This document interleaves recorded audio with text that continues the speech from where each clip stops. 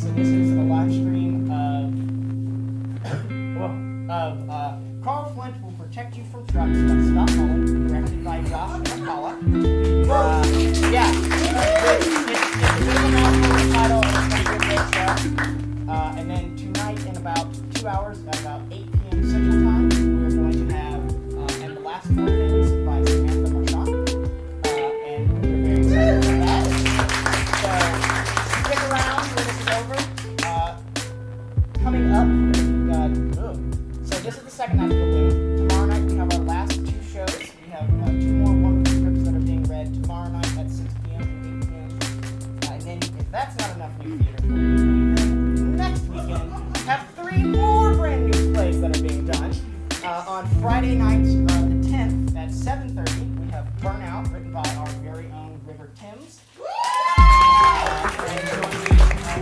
And then on Sunday, we have Genesis Project, written by our very own Erica J. Lloyd.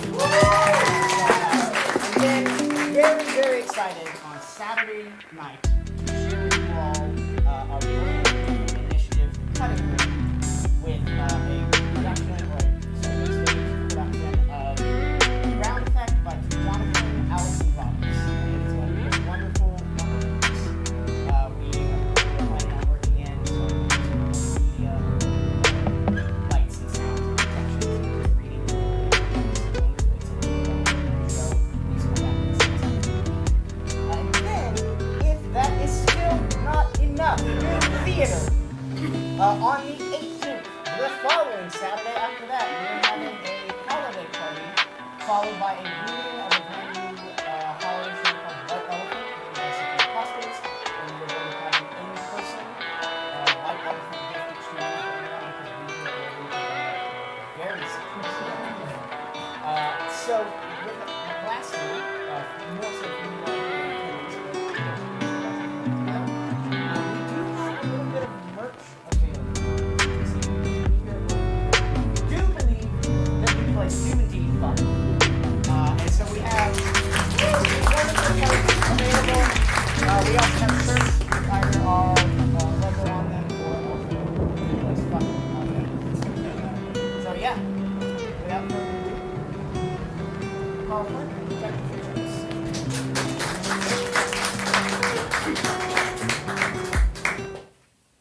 Carl Flunt Would Protect You from Trucks by Scott Mullen. Starring Ashley Thomas as Beth, Christina Ray as Liz, Ange Madeline Johnson as Sister Betty, Diego Gomez as Tommy Andrews, Michael Hampton as Carl Flunt, Rachel Agee as Elizabeth, Susan Mackey Miller as Michelle, and I'm Jeremy Holland, and I'll be reading stage directions. Scene 1, the park. Beth is seated on a bench writing in a journal. A large cello case leans against the bench. She looks to her right, watching for someone. Coming up behind her is Liz. She stands watching Beth, who doesn't notice her. Entering from the right is Tommy, carrying a gym bag. As he crosses in front of the bench, Beth gives him a shy, self-conscious smile. He gives her a grin, then exits. Beth sighs. You need to stop being so scared. I forgot how cute he was. Beth jumps, startled. Liz sits down next to Beth and openly stares at her. Hello? Hi, Beth. Do I know you? Look close. I don't... Look closer. Are you a friend of my mom's? I've been figuring out how I'm going to try to say this, and I decided I'm just going to tell you. Tell me what? I'm you. What? From the future. That's not a thing. And yet here I am. This is weird. No, I need to go home. She starts to rise. Liz grabs her wrist. I found you because you come here all the time after school, dragging your cello.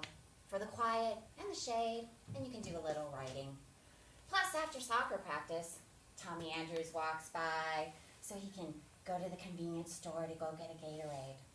Then, 15 minutes later, he walks back, You're too shy to talk to him, but usually he smiles at you, and that makes your day. How do you know that? Because I'm you. I sat here, I wrote, I looked at Tommy Andrews a lot. I used to pretend me and Tommy were just... Stop! I'm you. This is nuts. She pulls away from Liz, but doesn't leave. Instead, she stares at Liz. You see it now, don't you? I don't know. I guess I could try to prove it to you by remembering all the Tommy Andrews fantasies. Take off your right shoe. What? I want to see your foot. Liz pulls off her shoe and sock if she's wearing one. Show me the bottom. If you're me, you'll have a scar and a birthmark. Liz lifts her foot to show Beth the bottom. Beth stares. Scar? Birthmark. This is impossible. Call me Liz. When did I become a Liz? Seriously, I was Beth, then Eliza, then Lizbeth, then Lizzie with a Y, then Lizzie with an I-E, then Liz. I look terrible. Yeah, it's not working out. You need to make better choices. Me? Yeah, it's too late for me. That's why I'm here, so we can start over. You might want to start taking some notes. I'm not taking any notes. First of all, Seth Gilbert. Oh wait, is this about boys? My life is not about boys. Good. Embrace that. Now pay attention. Seth Gilbert. Write his name on your brain. If you hear it, you run. It won't be for a while, but it's so important. Seth Gilbert. Run. Say it.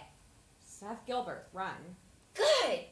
Or you could just kick him in the crotch if that opportunity presents itself. Just saying. Seth Gilbert. Kick him in the crotch. I'm leaving. No. I need to tell you about all the other guys you need to avoid. Liz pulls a folded list from her pocket. She unfolds it. It's long. Really long. You must be joking. This is in the order of them when it happened. As close as I can remember. Just say no to all of them. Mike Squires. Mike Squires, he doesn't even know I exist. He will. Soon. But ignore him. Johnny Robb, Eddie Franco, Todd Kramer, Miles Henderson, Jordan Melman, Ricky Deeds. I'm gonna date all of these guys? No. You are going to avoid all these guys. But these are guys that we kissed? Some more than that. Ew. Good, yes. That's the right attitude. Stop. Time out. What? I've still never been kissed. That's right. We're a little slow. But then we blossomed, and that's coming soon. Boys will be all over you.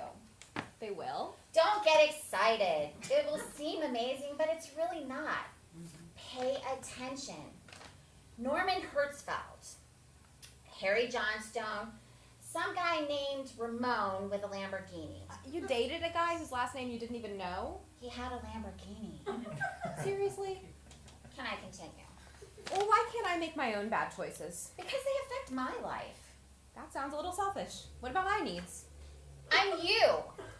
Can't you tell me other things about the future? Bigger things about the world? That's not allowed. Basically, I can just tell you about boys. That is insane. That's the rules. I'm never going to remember all these names. Just take the whole list. Beth takes it, looks at it. Did we really kiss all of these boys? We did. That's a lot of frogs. It really was. And no prince? No, What about Tommy Andrews? way out of our league. What happens to him? No idea. Did he become a famous soccer star? Is that a thing? So who should I go out with? That's why I'm here. Ready? Carl Flunt. Carl Flunt? No. No. He's going to be really rich. I don't care about that. Really, really rich. There is nothing interesting about Carl Flunt. I can never see myself loving Carl Flunt. Love.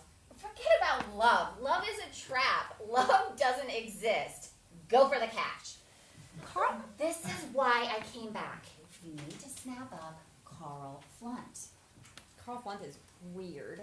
And not weird in like a smart nerd way. I like smart nerds. Carl Flunt is weird. Look, If you avoid all the boys on that list, maybe it'll make me an emotionally healthy person who is ready for love when it comes along. But it would be so much easier if you just married Carl Flunt. Not now, like in 5 or 6 years, before he meets Marianne Flugel. I'm not marrying Carl Flunt. Tell me about the other stuff. Do you have a job? I work for Crinotech in HR. What does that mean? I deal with employee stuff. Really? That makes you happy? No. That's why I came here in one of those time machines secretly. Well, didn't I go to college? You did. Waste of time. And I didn't become a cellist? Seriously? Yes. No. I have been playing the cello for 8 years. I'm cello girl. You hate the cello. I don't hate the cello. You just don't want to tell Mom you want to quit because you know she'll get that look on her face. Well, she got that look when I stopped playing cello. In about 6 months, maybe a year. You should do it now, though. Save us some time. Well, I figured that was my fallback career. I could play in an orchestra or something. Ew, no. Moving on from the cello was the best thing we ever did. So what am I supposed to do? Marry Carl! No, for a career, for a life. To be happy, isn't that important? I guess, fine. What do you want to do? What are you passionate about? You don't remember? It's all a blur. How can it be a blur? You're only, what, 40? Hey, I'm 27. I'm gonna look that old that fast? Don't blame me, blame you. Do you smoke? Drink? Yeah, Well, stop doing both of those things. you stop doing it. I'm not smoking or drinking. Oh, you will. How did I become you? I don't want to be you. Good, good. Who do you want to be? And don't say someone who plays the cello. I don't know. You need to figure it out. I've always liked writing. That's not a career. We'll be poor. It's not all about the money. Sure, you say that now. Mom and Dad are paying the rent. That won't last long. Do you like ramen? Not really. Being poor means eating ramen. Cheap instant ramen that you make in a microwave, if you even have a microwave. You want to write? Marry Carl Flunt. Then we can sit at home all day and write, and we'll have a cook. They can cook us whatever we want. I'm not marrying Carl Flunt. Don't make me punch you. When I woke up this morning, all I cared about was passing a quiz in history and maybe getting my daily smile from Tommy Andrews. And now suddenly I have to make major choices about my life and cello, and we're never gonna find love? Making me sad. Should have listened to Grandma. She wanted us to become a nun. No, don't do that. Forget it. It's done. I'm becoming a nun. Sister Betty enters, zen and peaceful. She sits on the other side of Beth. Whoa. Hi, my name is Sister Betty. You want to see my foot? Sister Betty shows Beth the bottom of her right foot. It's us. This is impossible. I'm from the future timeline in which to become a nun. This is a real turning point in our life. Choices will be made today that decide which future is real, which collapses. Are you happy being a nun? It's not about happy, but I'm content. Do you play the cello? Oh no, we hated the cello. But it's a good life. We have butterflies in the garden. Oh, there's a little squirrel that comes out and I feed it nuts. Okay, she's high. High on life and God. And some Pepsi I drank in the time machine. I'm buzzed on sugar. Is this who you want to be? She seems pretty mellow. It's a quiet life of devotion and wonder. Wait, how did you get back here? This me works for some time machine company and stole a ride or something? Vinny DePasta let me into the room. He's on the list. But you're a nun. Well, the convent has a time machine. We use it for fighting Satan. That's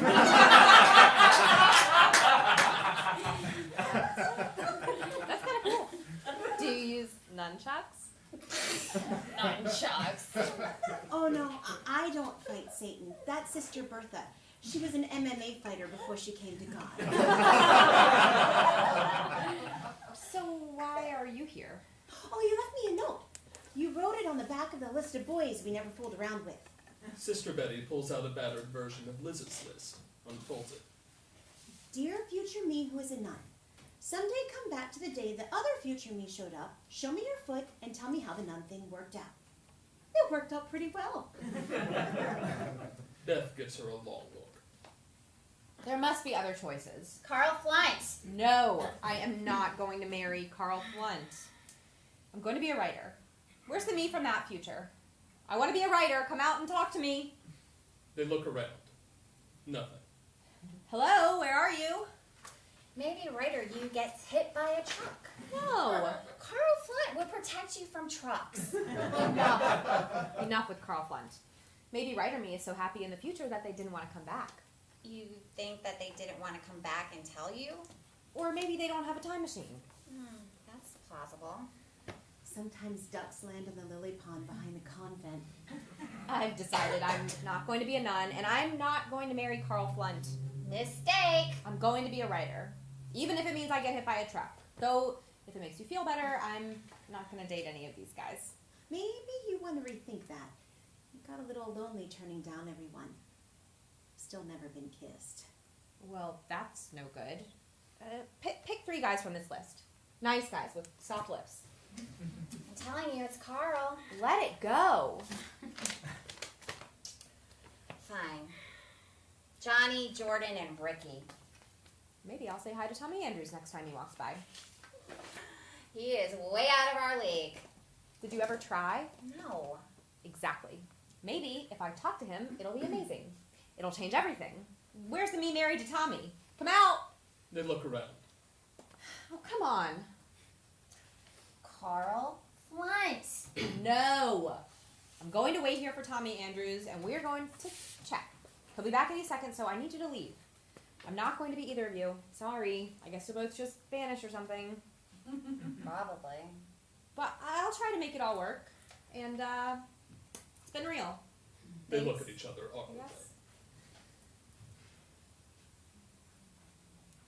We're still here. I guess changing your future takes a while. I'm sure we'll vanish any second. They wait. Any second? Nothing. I guess we get to hang out. Not here. What do you want to do? Let's find Carl Flunt. No. He's your destiny, I'm telling you. Embrace it. I'm not going out with Carl Flunt. We'll see. Come on, nun. Liz and Sister Betty head off stage. Beth watches them leave. She sits, looks right, checks her watch, jumps up, then paces nervously. Hi, I'm Beth. How are you? Oh, that's awful. I shouldn't talk to him. Tommy Andrews doesn't care about me. Unless he does. No, he doesn't. But maybe he's my future. But they didn't even remember him. What does that mean? I'm not going to be a cellist? Maybe that's a good thing. I can be a writer, right? Maybe? I need to stop thinking so much. Oh crap, there he is. Tommy wanders in with a duffel bag in one hand, Gatorade in the other. He smiles at Beth, who freezes as Tommy walks right past her. No, I'm doing this. She runs ahead of him and stands in Tommy's way. Hi. I need to talk to you. Okay. Do you know who I am? Tommy looks her up and down, tilts his head. No. Seriously? Do you go to my school? I'm cello girl. I don't know what that means. I play the cello. Oh. Unless I'm writer girl. Oh. Okay. He starts to move on. You know me. We both had Mr. Harmon for 3rd grade and Mrs. Sosa for 5th grade. In middle school, we had 8th grade English together, and then 9th grade Spanish. Miss Lopez, remember? I sat 2 desks to your left, near the window. That's very specific. One time during a quiz, your pen ran out of ink, and I gave you one of mine. Did I give it back? You did. And your name is? Beth. Wait. Did you used to have pigtails? Never. Sorry, I don't remember you. You smile at me. Oh, what? Every day, I sit right here on this bench reading, and you walk past and you smile at me. I smile at everyone. Oh, Someone once told me I had a great smile. you too. I really need to go home. Take care, Beth. He moves past her. Beth almost lets him go, then sighs and chases after him again. Wait, I really do need to talk to you. Can you give me 5 minutes? It could be the most important 5 minutes of our lives. I'm intrigued. I can't tell you what happened today because you'll think I'm crazy. I think I'm crazy. But let's just say that I started thinking about the future and all the possible futures looming in front of us and all the various options and choices that we have that'll define our whole lives. Everything we do and everything we don't do. And every day I sit here and I watch you walk past and smile at me, and it makes me happy. But if I never talk to you about that, if I never talk to you about anything, then of all the infinite futures we have, none of them will intersect, because they won't. Do you know what I mean?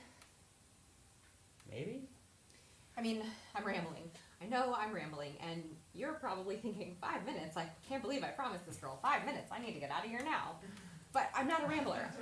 I'm not. It's just because I'm nervous. I'm talking to you. You don't need to be afraid of me. Wait, I need to get through this.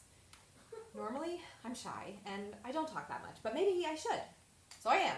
And wow, this is all coming across nutty, but maybe that's good, because you'll never forget this, ever, will you? I mean, I've definitely made an impression. You definitely have. It's not the impression I wanted to make. It's not. I mean, maybe this is me, this nervous, rambling person. But maybe I'm a lot more than that. I never really thought about that until today, but now it's like it all just dropped on me, this crazy weight. What am I going to do with my life? Apparently I'm not really cello girl. Am I writer girl? I need to breathe. Beth sits on the bench, tries to breathe. I mean, I could get some boring job somewhere. I've already forgotten what job she said she had. Who? Or I could be a nun, but wow, if there was ever any part of me that wanted to be a nun, I think that choice is a no now. I mean, I guess she's nice, but that was me. Can't believe that was me. A nun? I know, right? But then, who am I? What is my passion? I thought it was cello, but let's be honest, she's right. I was just making my mother happy. Maybe I'm passionate about writing. But do people really pursue their passions? I have no idea what my parents are passionate about. They don't seem passionate about anything. But what about you? Do you think about the future? What are you passionate about? That's silly, I know. You love soccer. Do you think you'll play professionally? I'm going to be a doctor. What? That's what I want to do. I want to help people. Wow. I mean, I like soccer, and if I can get a soccer scholarship to a good college, that would be awesome. Because the better the undergraduate degree, the better the medical school, but, you know, whatever. Sure. I mean, I work weekends at the hospital as a candy striper, and everything I see there, everything I experience, it just makes me want to do it more. But I'd like to do the whole Doctors Without Borders and helping out in the poor areas. I'm hoping to graduate from high school early, just get it all started faster. I'm going to take summer classes. You really are out of my league. What? Nothing. Sorry, I don't usually ramble either. It's just that people usually aren't that interested. You seem interested. I am. So you want to be a writer? I guess. Maybe. You should have some idea. You're going to be going to college soon. I just sort of thought I'd figure it out. It's hard to make a living as a writer. You're going to wind up with some crappy real job and wishing you'd gone to college for a career. You should go to law school. What? Sure, law degree gives you lots of flexibility. I really don't want to be a lawyer. Sometimes you need to be realistic. Just picture yourself as a lawyer. Beth looks around.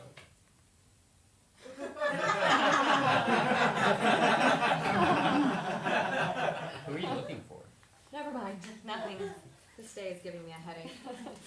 Silence. Long enough to be awkward. Well, you're 5 minutes are up. I really need to get home. Anything else? Beth hesitates, then chickens out. I guess that's it. See you around. He heads off. Beth takes a step after him, and then lets him go. She sits on the bench, leans her head back, closes her eyes, and groans. Why didn't I just kiss him? Blackout. Scene 2. The street near a cafe. Liz and Sister Betty come in on the side of the stage. Liz stops.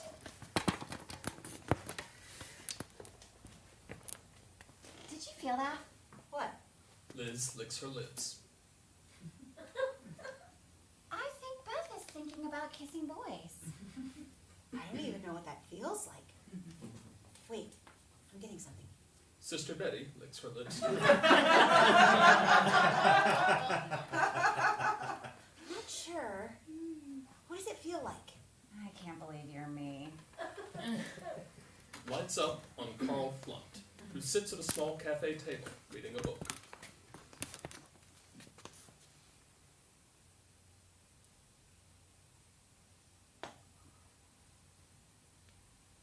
There he is, Carl Flunt. He doesn't look weird. You don't remember him at all? Not really. They observe him. He's not bad looking. Ew, you're supposed to be me. We're supposed to have the same taste. Well, I have been in a convent. There aren't any men there. Say no more. Except Juan Carlo. He comes once a month to trim the hedges. Sometimes when it's hot, he takes off his shirt. Well, look at you. Did you ever, behind the hedges? With Juan Carlo? Yes, with Juan Carlo. Absolutely not! That would be a sin. Depends if you're doing it right. He would never. He's married. Oh, sister, that's not a deal breaker. He has 5 children. Okay, maybe you shouldn't with him. 11 grandchildren. Wait, what? 14 great-grandchildren. How old is Juan Carlo? I believe he's 87. 87? Yes, Why are you looking at him with his shirt off? I'm in a convent. No wonder Carl Flunt looks good to you. I may not be a very good judge of men anymore. Maybe if we clean him up. Some nice clothes, a better haircut. I can see that. Or get him to grow it out so she can run her fingers through it. That's a thing, right? When was the last time you touched a man? Never? You better let me take the lead here. Liz and Sister Betty move toward Carl, who still hasn't registered their presence at all. How does he get rich? Some computer tech company thing. I don't know. But he's gonna be loaded. Liz abruptly sits next to him. Sister Betty lurks in the background. Hey, Carl. I'm not sure how long we're going to be around, so I'm going to cut to the chase. There's this girl named Beth Morgan. I think you two would really hit it off. Beth Morgan? Yes, I don't know her. you do. She's in your school. What does she look like? Sort of like me, but about 10 years younger. So she's like 30? I'm not 40 years old. Is she a teacher? You want me to go out with a teacher? She's not a teacher. She's a girl your age. I don't know her. I think you'd be really good together. Does she like microwave ovens? What? I'm really getting into microwave ovens. Taking them apart and putting them back together again, trying to make them cook even faster. Wouldn't that be amazing? To be able to put something in there, press a button, then it gets instantly hot in like 2 seconds? No waiting. You can't wait a minute. Time is money. It's going to be huge.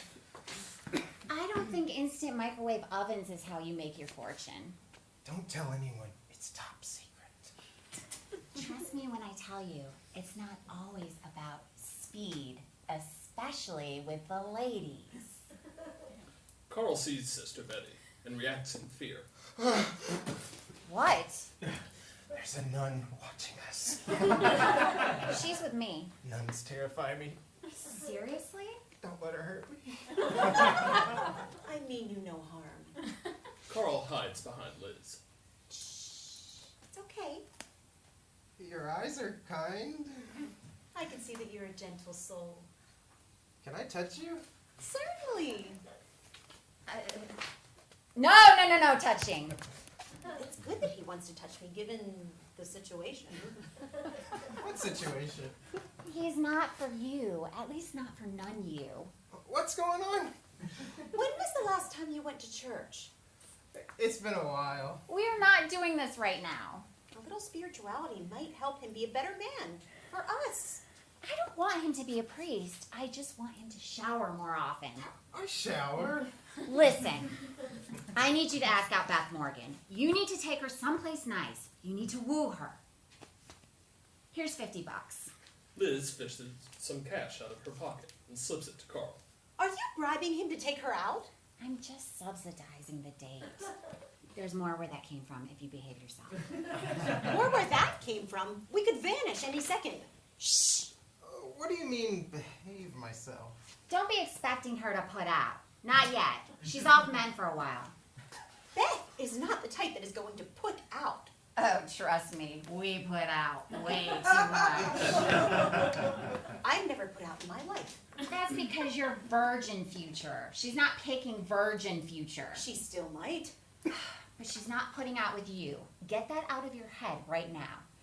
Putting out on the first date or the second date or the third date just cause problems. Maybe you should be a gentleman. She might respect that. Did you respect that? You might have a point.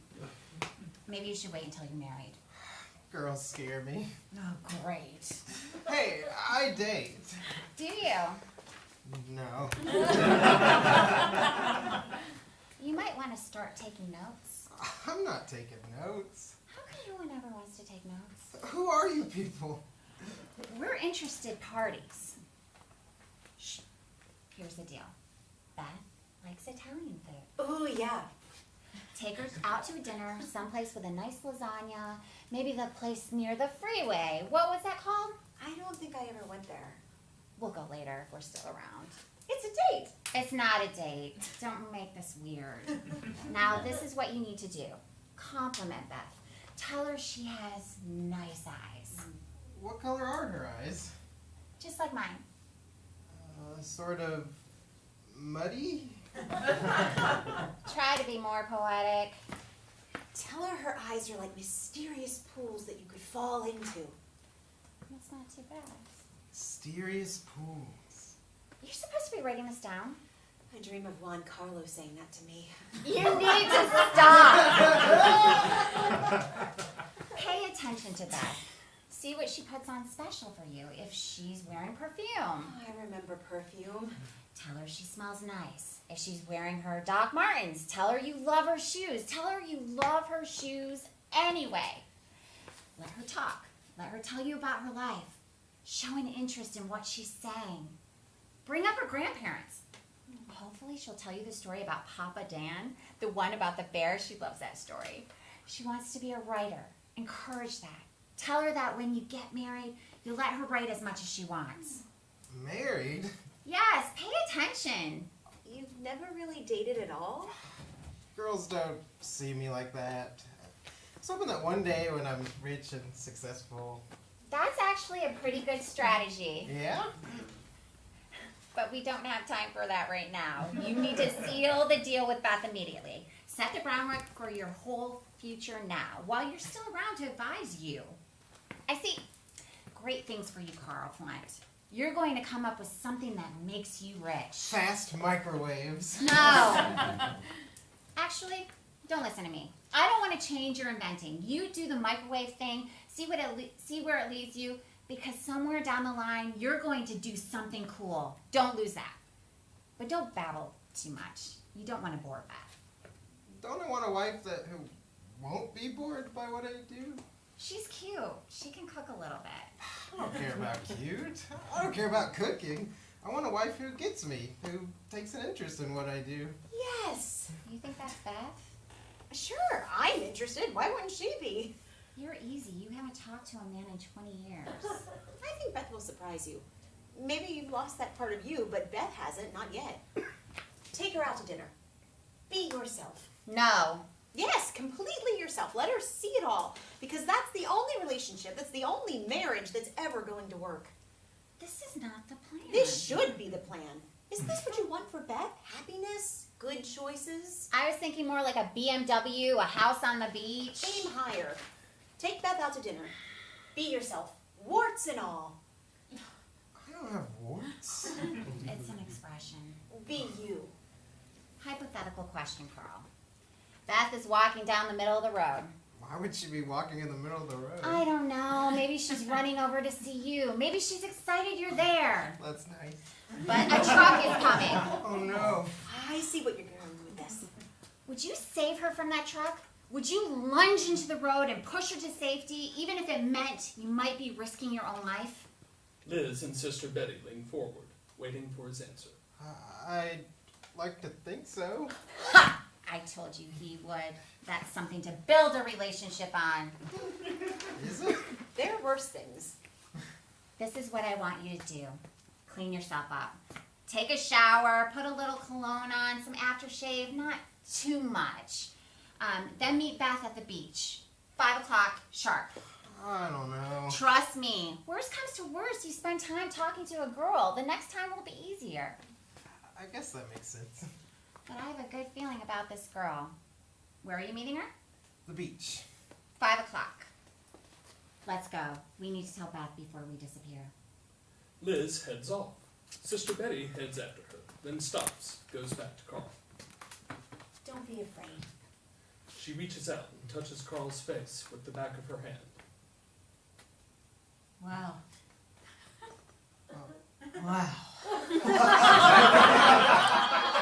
None! Sister Betty smiles at Carl, then runs over. Carl just watches her go.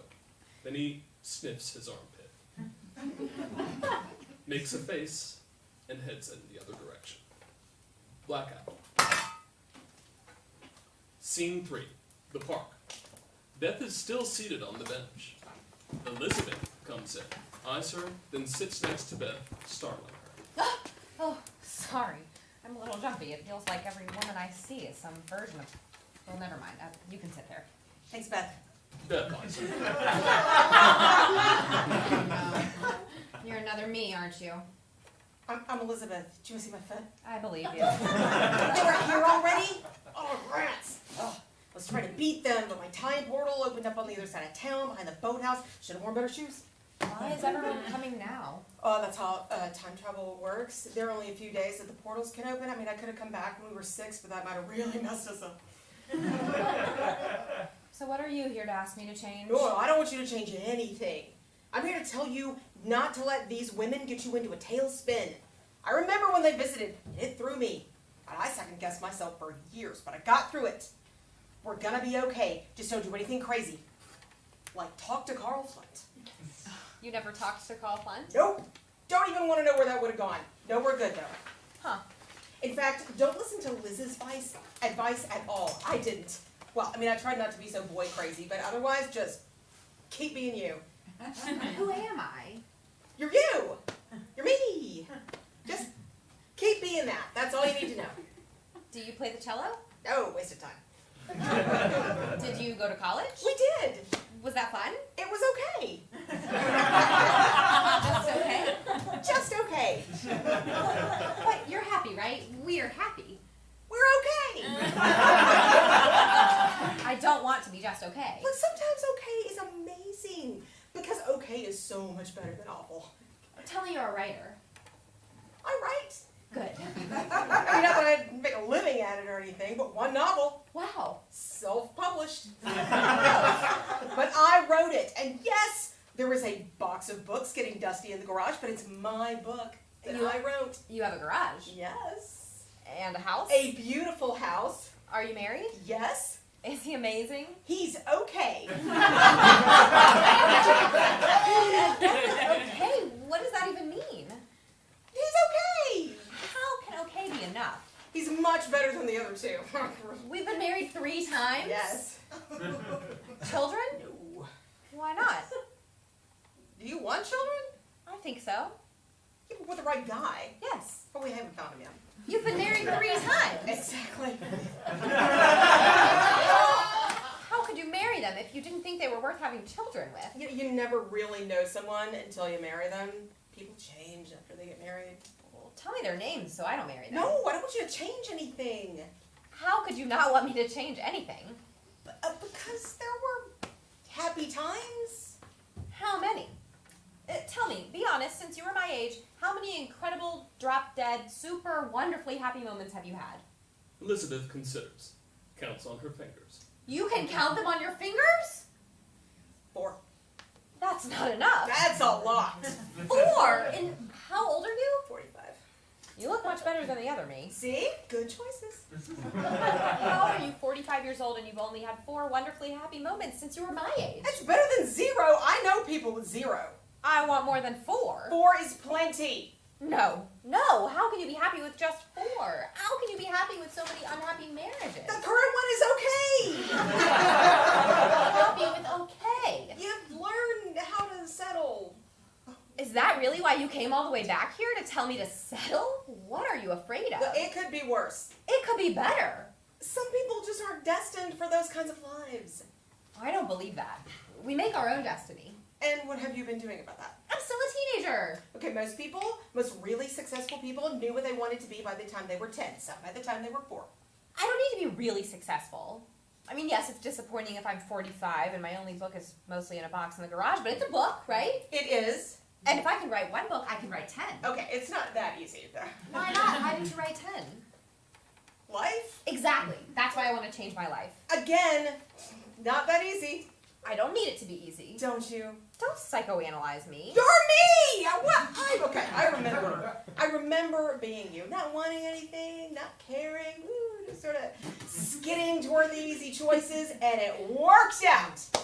Yeah, we didn't go to the best college, and yeah, I'm not happy at my job, but I'm not miserable. I've never been miserable. Even the divorces weren't miserable. Both times, it was just us realizing that we just didn't want to be together, so we split up and signed the papers. Easy, painless. There is nothing wrong with painless.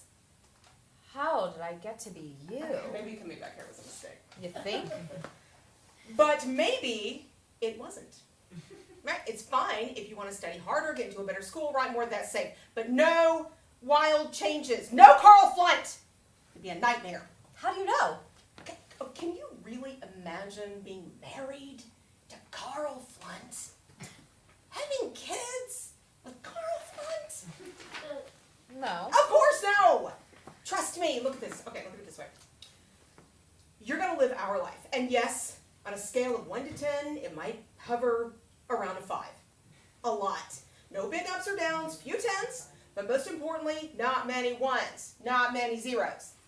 Don't you want to warn me about the zeros? Every life has 0s. You cannot avoid them. Just live my life. You don't want to be Liz. Look at Liz. You look at Liz and you just know that for her, every day is like a 2. Like maybe a 3 out of 10. A life of constant 5s is so much better than that. You really think I should just play it safe? I mean, when I think about Tommy Andrews, every day I thought it would be the day that I talked to him, but it never was. But that was safe, that was easy, because just seeing a smile on your scale of happiness was a 6, maybe a 7. But that wasn't enough. I know that now. I don't want 7s, I want 10s. I'm going to talk to him again. Mistake. Why? Was he one of your 3 husbands? No! Did you ever talk to him again after today? It would have been pointless. It would have been a 0 moment. I don't care. I'm going to do it. And I'm going to write. Fine, right. If I go back and there are 10 times as many boxes of books in that garage, awesome. But we don't need to do more than that. We don't. I do. Liz and Sister Betty come in.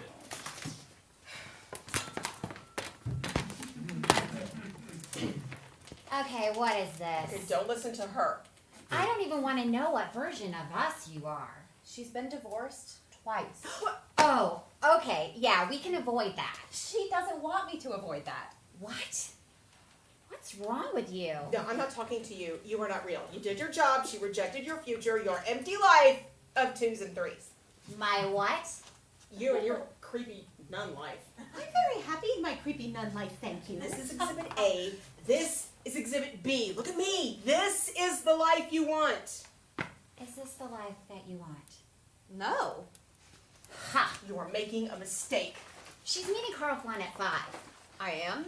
at the beach. He seems like a nice boy. Don't listen to the nun! I'm not going to listen to any of you. Beth, You keep telling me what I shouldn't do. What should I do, huh? marry Carl Flunt. Forget Carl Flunt just for a second. I'm talking about happiness in general. Deep, personal happiness. What makes you happy? What makes us happy? I don't know. See? You don't know either. You don't. And that's a problem. Gardens make me happy. Oh, hush. You hush. At least that's something. At least she's happy with the choices she made. Even if I don't want her life, and I'm sorry, I don't. It's okay. But as happy as she is when she talks about gardens, I want to be that happy about everything in my life. So I reject your settling. And I really wish you knew more. I really wish you had the answers. I just want you to start wanting more. I can do that. And avoid the boys on the list. Most of the boys. And you need to meet Carl Flunt on the beach. There's no way me and Carl Flunt are really going to be a thing. Maybe the beach will help. The sun could give him some color, wind blowing through his hair. She's not going to marry Carl Flunt! Okay, I'll meet with Carl You Flunt. will not. I forbid it. You forbid it.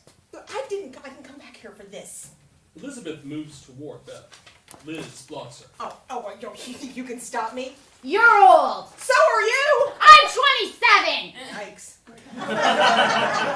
They slap clap poorly. Okay, this is really weird. Elizabeth knocks Liz down. Oh! Sits on her. Not bad for an old lady, huh? Sister Betty comes up behind her and squeezes Elizabeth's neck hard. Elizabeth collapses. Liz crawls out from under her. What was that? Nerve pinch.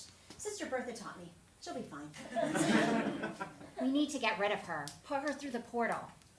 I wonder if it's around here. She said it was behind the boathouse. That's not close. We can carry her. What if she wakes up? I'll just keep nerve pinching her. Okay. Beth, go to the beach and see Carl. Give him a chance. We'll meet you here at 6 o'clock. If we're still here. Maybe. Don't you want to expand your possible futures? I'm not sure I need more futures. Why are you even still here? I don't know. Unfinished business. I think we're here because all possibilities exist. Until they don't. That's deep. Okay, I'm going to go home and drop off my cello, and then I'm going to go talk to Tommy. Okay. You're not going to talk me out of it? As long as you promise to go to the beach and talk to Carl. His breath smelled nice. He has potential. Fine. I'll think about it. Good girl.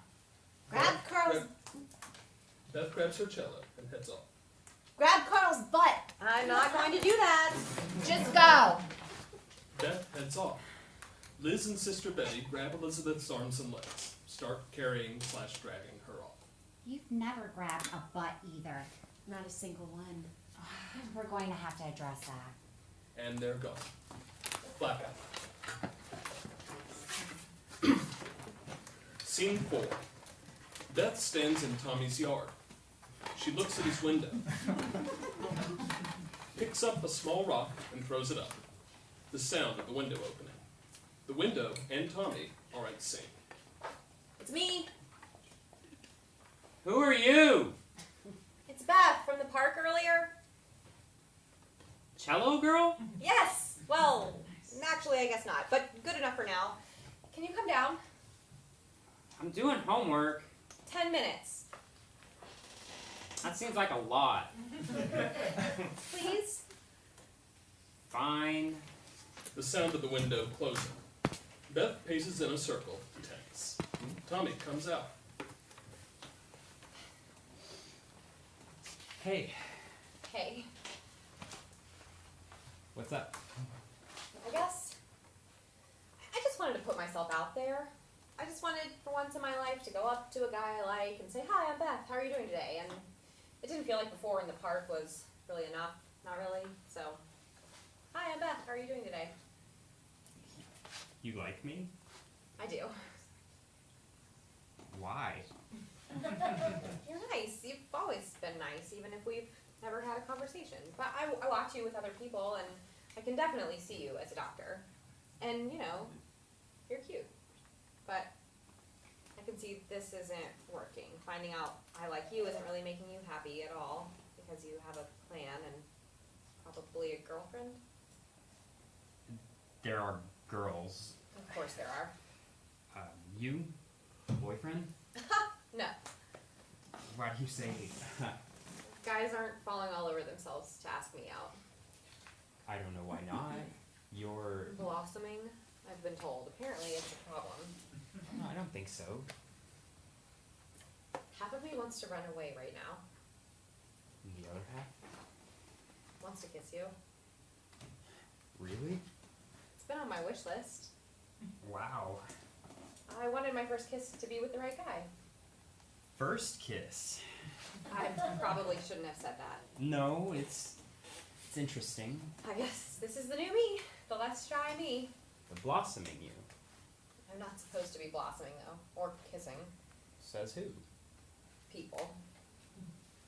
Feels like sometimes you should just listen only to yourself. Maybe you're right. So, what do you say?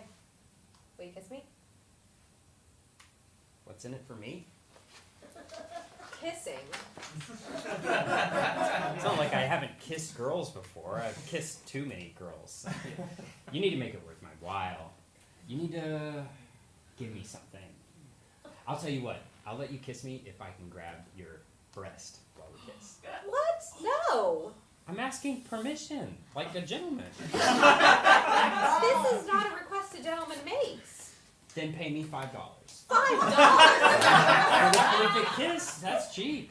No! Okay then, I think your 10 minutes are up. I still have 6 minutes. I'm a good kisser. Fine. She digs in her purse. I'm beginning to think you aren't out of my league at all. You should have confidence. Confidence is sexy. I don't want to be sexy. Don't you?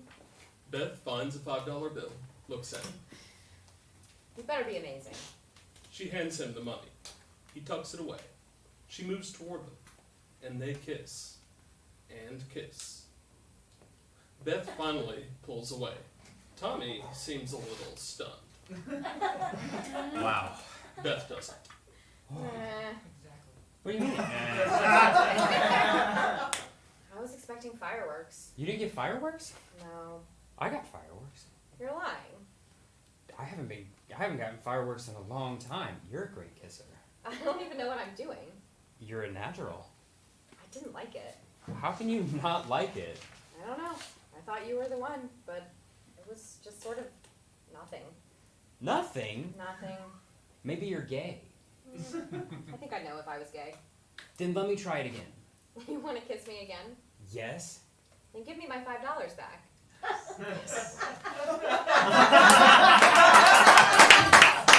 Tommy hands it over.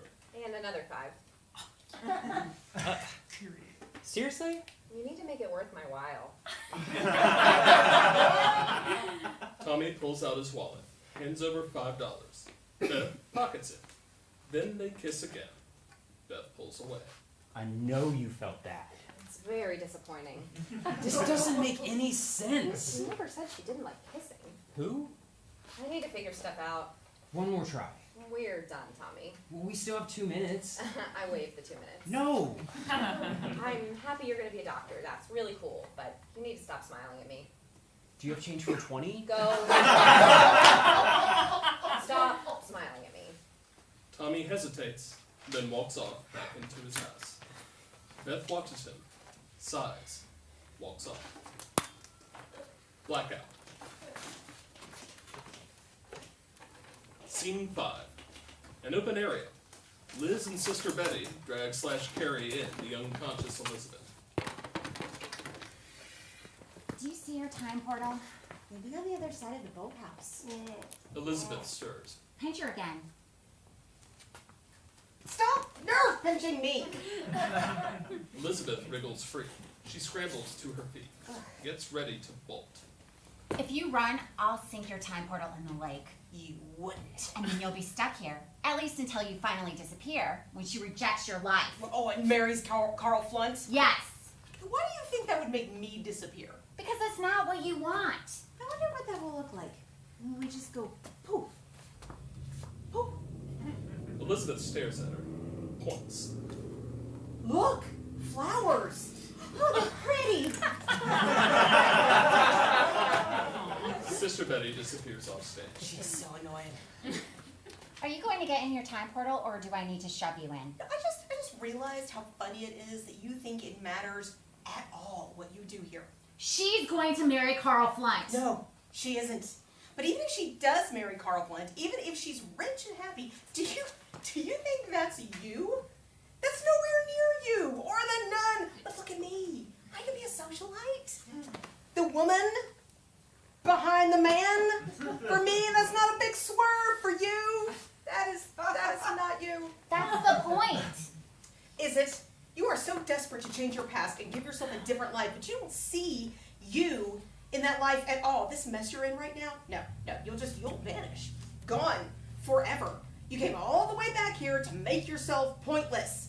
I don't know what I was worried about. Better life, the better Beth's life turns out, the more that's me. What happened to you to make you such a terrible person? I am not the terrible person here! Look at you! I mean, since you were Beth's age, how many incredible, drop-dead, super wonderfully happy moments have you had? What? Yeah, no, count them. Count them on a scale of 1 to 10. How many 10s have you had? Liz starts counting in her head. She doesn't use her fingers. Sister Betty comes in behind Elizabeth holding a daisy. She watches. I mean, I can guess right now. It's going to be 0. 17. You have not had 17 incredibly drop-dead, super wonderfully happy moments. You're right. Ha! Thought of another one. 18. You have not had 18. Sure I have. Then why are you here? If your life is so happy, 18 incredible, drop-dead, super wonderfully happy moments in, 10 years? Why are you here? Messing with your life. It's not enough. You're out of your mind. That's not even 2 a year. It's not I'm not going to ask how many you've had. thousands. Tens of thousands. I am not listening to you. You think you are so smart, but when you were a teenager, were you visited by any of us? No. I was. But not like this, me, just by you and the nun. And I made the choices that turned Beth into me. Leave it alone. So then why are you back? If it didn't matter, why are you back? Because it was close. I almost went to see Carl. Could have gone either way. I didn't go see him. I never went to see him. But I needed to come back and make sure that no one messed it up, messed with me. Because your life is so great. I won! Right? She picked me! Just leave it alone! Sister Betty sneaks up behind her and nerve pinches Elizabeth. Stops her from falling. She's so much more annoying than you. Sister Betty lays her down, frowns. I worry that all this nerve pinching is a sin. I don't want to go to hell. Maybe she's right. Maybe it doesn't matter. If Beth never becomes me, there's no me. And she'll never become nerve-pinching you. But we're here. She pinches Liz's arm. Ow! You feel pretty real? Maybe it's all real. Maybe our lives are like a tree, and there are all these branches, and all these futures, all these possibilities, and it's all real. Somehow. Maybe we can't go poof, because we're real. And maybe it's not about going backwards, it's about going forwards. Maybe that's why cars only have headlights on the front. You're making my head hurt. And so maybe I need to not worry about sinning. When did you become a nun? Relative to right now. In about 7 years. Well, okay then. This is your pre-nun period. Nothing you do now counts. I don't think it works like that. What happens in the past stays in the past. Nobody says that. Do they? I think you have an opportunity here. Think about it. I'm going to take her to the future, but I will be back. Liz drags off Elizabeth. Sister Betty watches her go. Maybe if I had a sign. She looks down at the daisy. Okay, could work. Should I be a good girl She plucks off a petal. or a bad girl? Another petal. She keeps going. Good girl, bad girl. Good girl, bad girl. Good girl, bad girl. Good girl, bad girl. Good girl, There's only one petal left. bad girl. She plucks the last petal. Liz walks back in.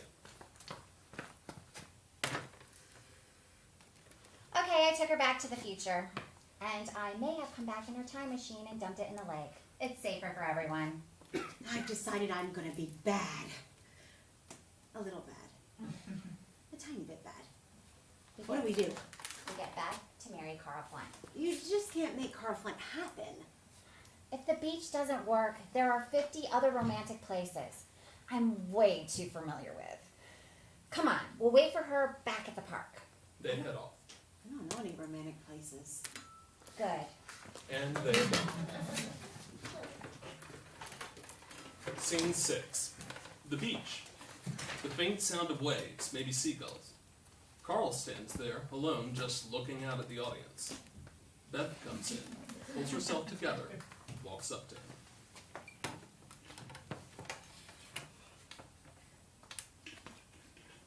Carl? Carl looks at her. I'm back. Hi. Thanks for waiting. I'm sorry I'm late. I've seen you at school. Yes. An awkward silence. It stretches. Well, this is awkward.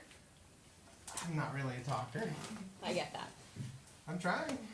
First thing on your mind, just fast. Are those ladies your aunts or? It's complicated. Okay.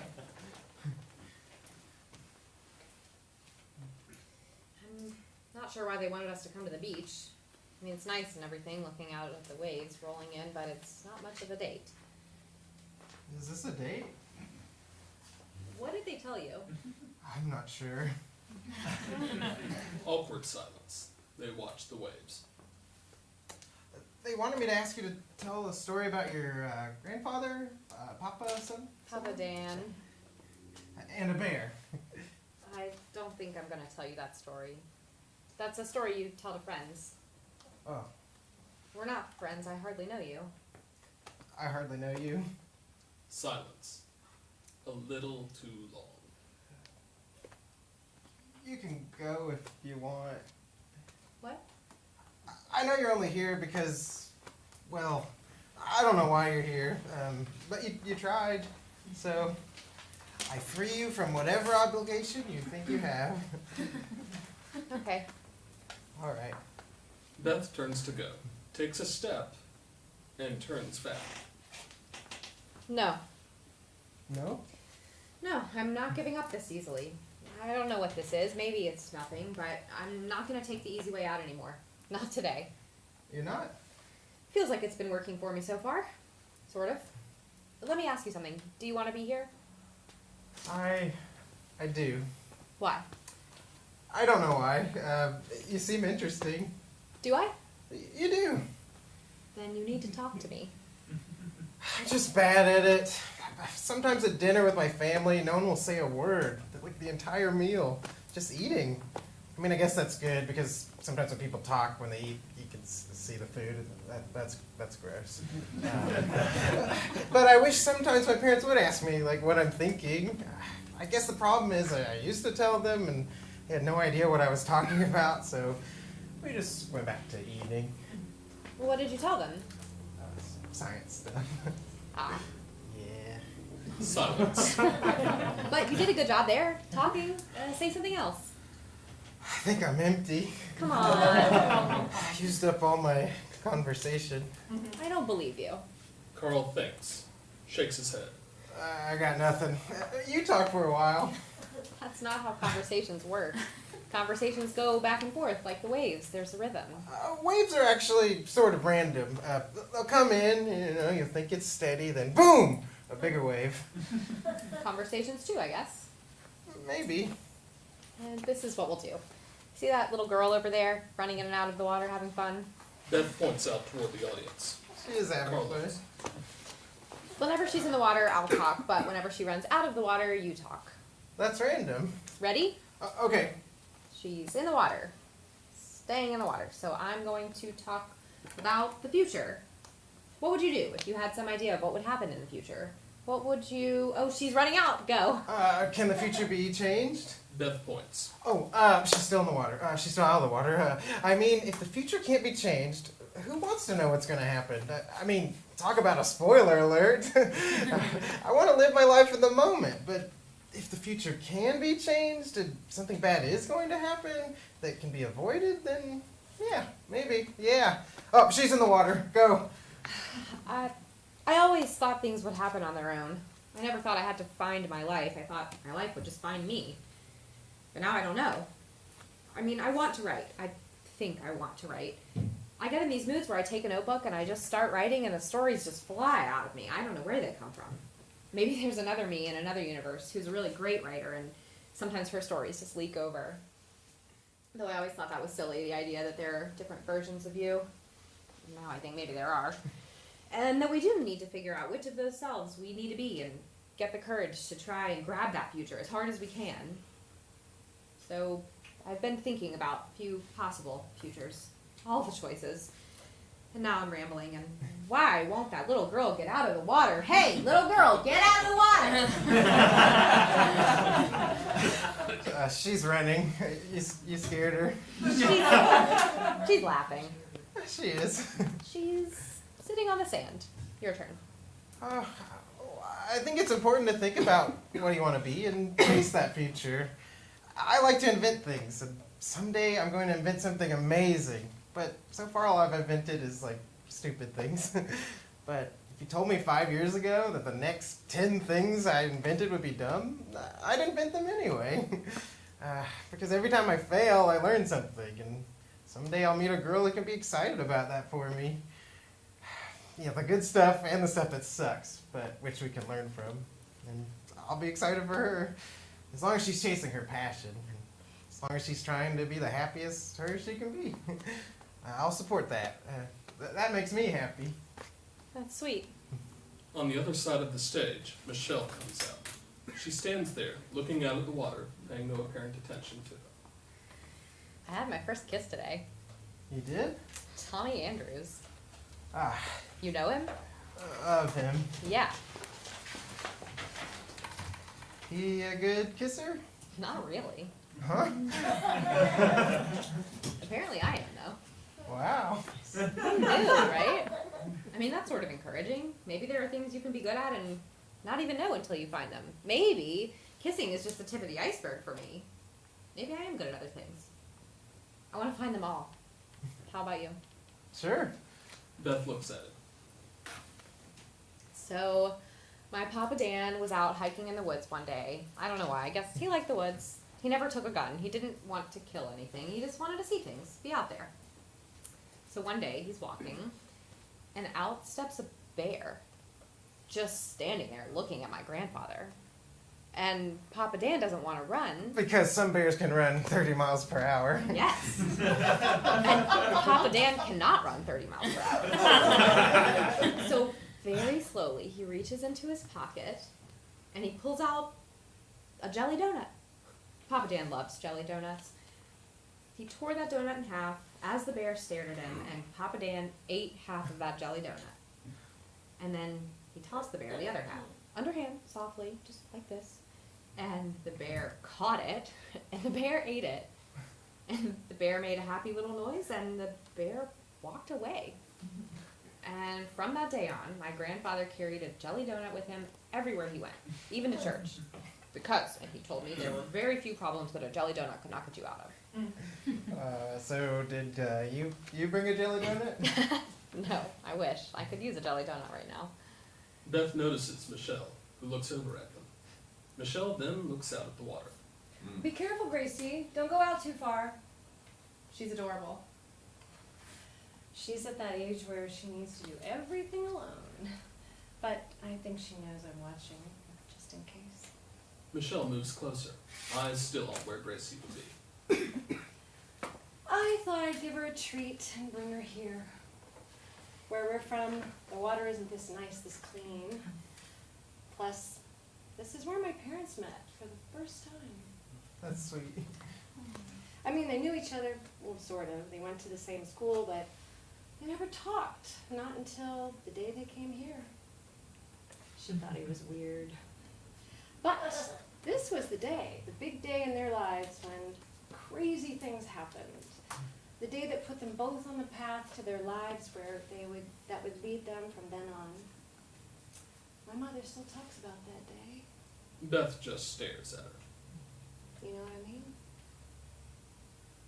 What are your parents' names? Waldo and Geraldine. Beth laughs. That's a relief. For a moment, I thought, What? nothing. Actually, my mother's name isn't Geraldine. It's not. It's Liza. Beth stares at her. Turns to Carl. Can you get me something from the snack bar? Is everything okay? A jelly donut would be amazing, but I'd settle for a Coke. Okay. Carl looks at Michelle and leaves. What is your father's name? What do you think? It's not Waldo. No. Tell me. My father's name is Carl Flunt. Oh It's pretty crazy for me too. I'm your mother? You will be. Can you prove it? I don't have a scar on my foot, if that's what you mean. And you've told me that story 100 times, all about your crazy future selves. Where are they? Are they here? They were around somewhere, unless their futures have collapsed. I have no idea how that works. Maybe ask Carl. Except he has no idea time travel is a thing. Well, you never do tell him. Yeah, you didn't want him to freak out. So I married Carl, You do. and we have kids. Well, you have at least one. Me. I'm really not allowed to tell you anymore. Am I happy? Michelle hesitates. I'm not. I never became a writer. You're a great writer. Books? Amazing books. Wow. Then what's the matter? It's Dad. What? I'm not supposed to tell you. You have to tell me. Shh. We could get into trouble. Tell me like you're telling me a story. Okay.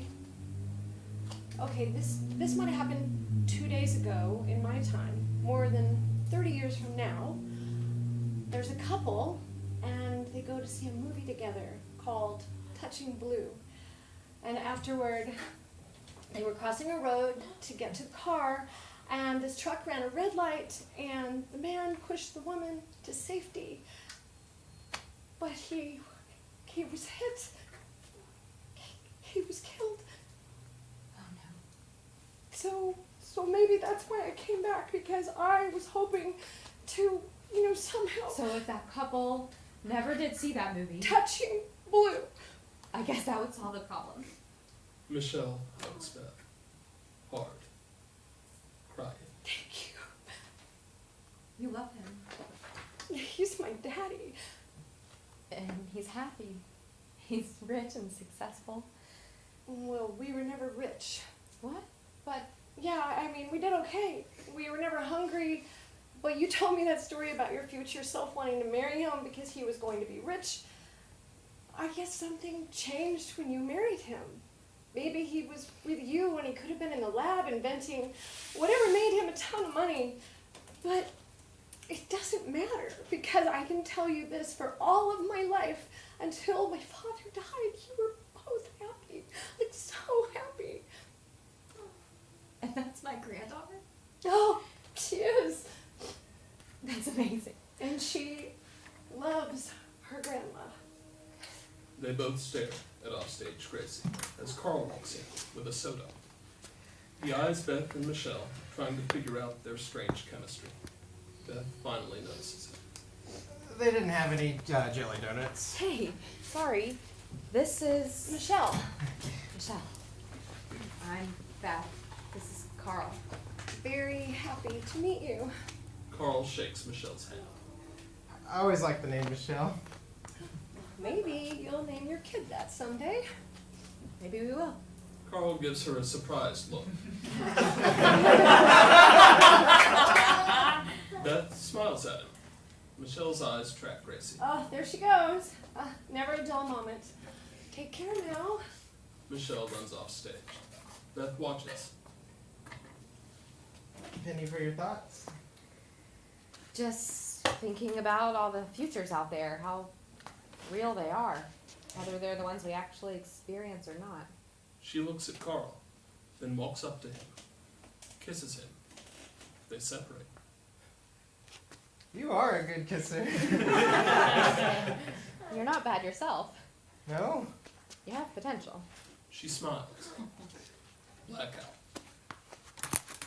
Scene 7. The park. Liz and Sister Betty sit on the bench. Sister Betty in mid-ramble. And you know what I do then? I can't wait to hear. I take my finger and I poke it in the ground. Poke, poke, poke. I just jam it in there. You put your finger in the ground. A row of holes a few inches apart. And then I plant the seeds, drop one into each hole. And that's a garden. It's a miracle. How are you, me? Sometimes I suck on the finger after. It tastes like life. Did you ever stick your finger in a jelly donut and then put your finger in your mouth? Of course. It's just like that, but with dirt. Dirt is God's jelly. Having no sex makes us weird. Beth enters. I can't believe you're still here. Sister Betty was telling me about her garden full of flowers and vegetables. So many cucumbers. Everything I plant dies. Sometimes it just takes practice. So, I'm not sure what you've been up to, but we felt kissing. Lots of kissing. Okay, that's embarrassing. How come you didn't tell me we were good kissers? We are? You're not supposed to be kissing anyone.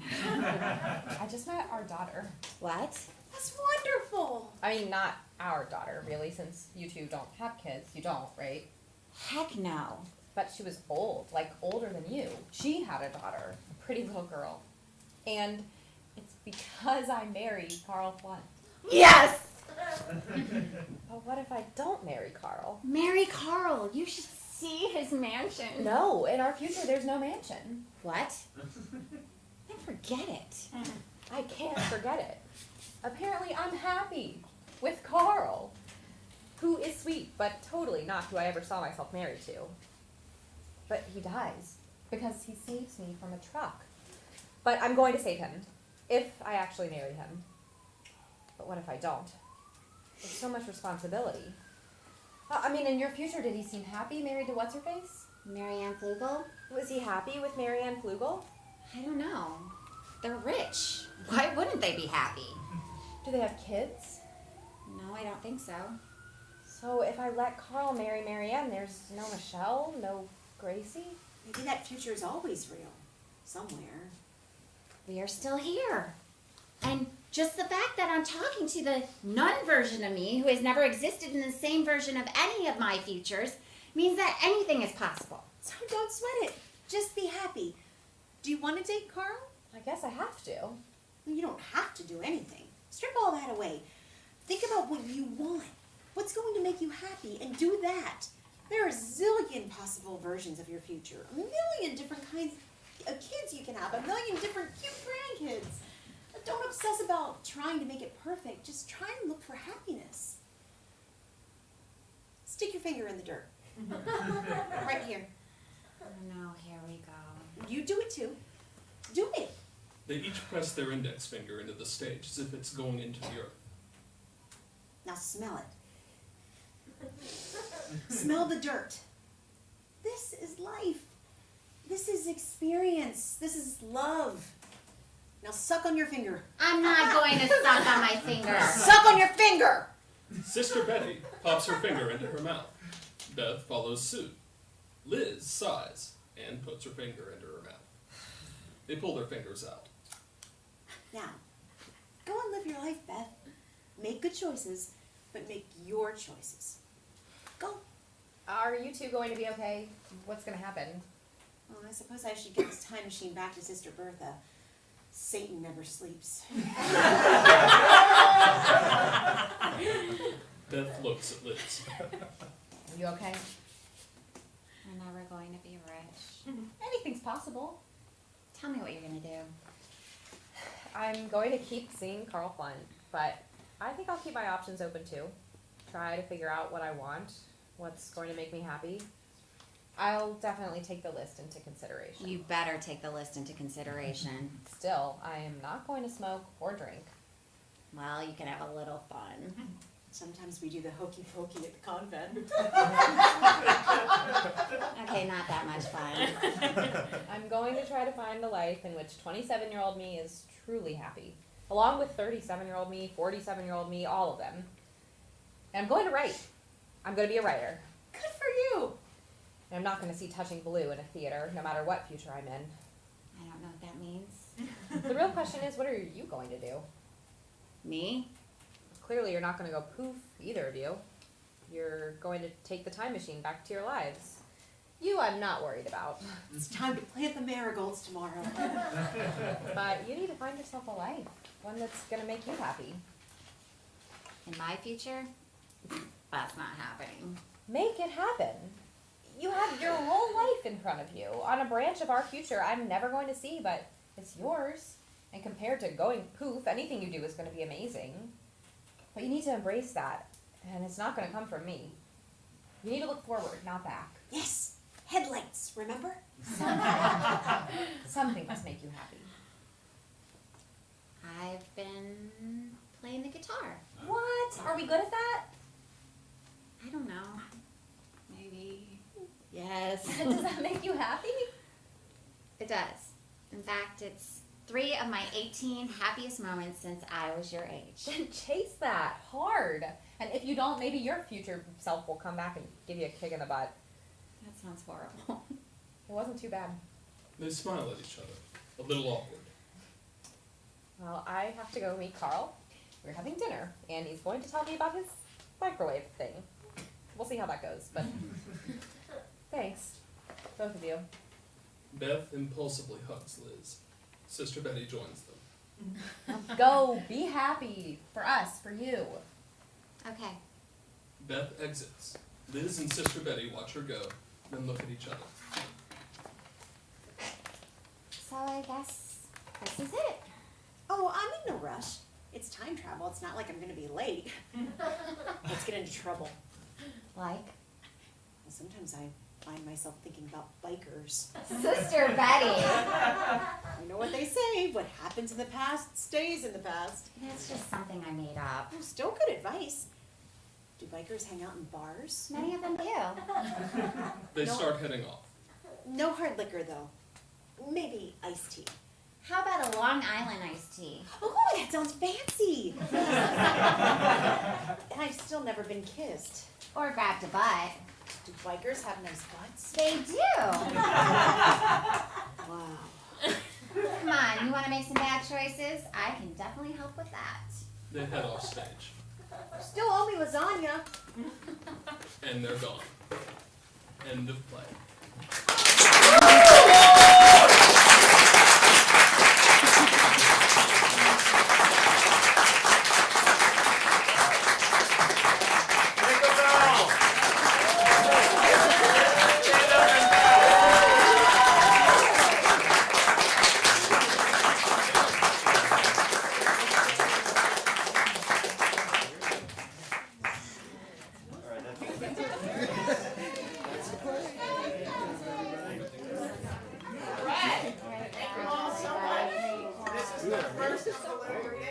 In about half an hour, we're going to have our second one with this lovely group over here. So stick around, hang out. We'll have the second thing. Also, while I have everyone's attention and we have some time, as I said earlier, we take our metaphors very seriously here at Woven.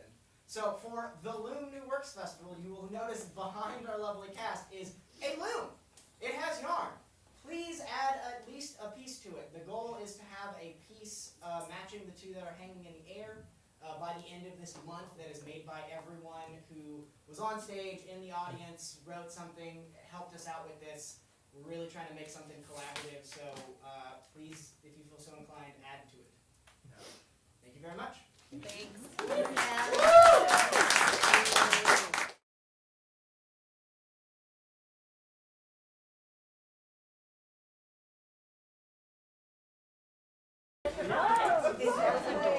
That was great.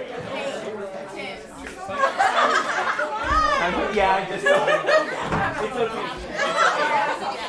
I figured it. Anytime something goes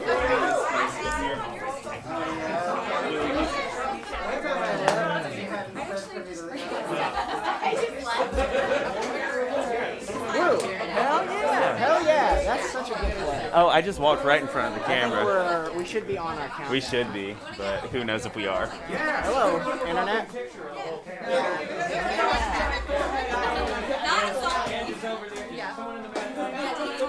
We need to put all of the actors' contact info. No, they didn't get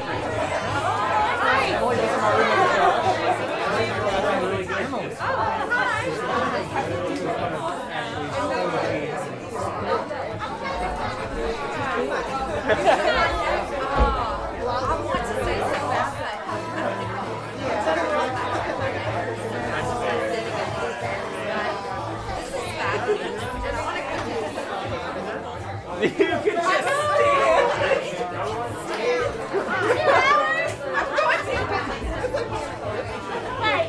Oh no, there's a line. Oh, is there a line? I do want to go outside. Actually,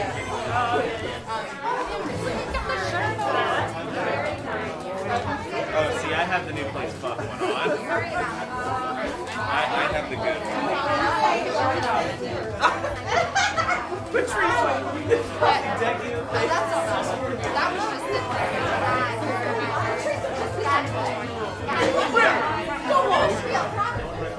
She would say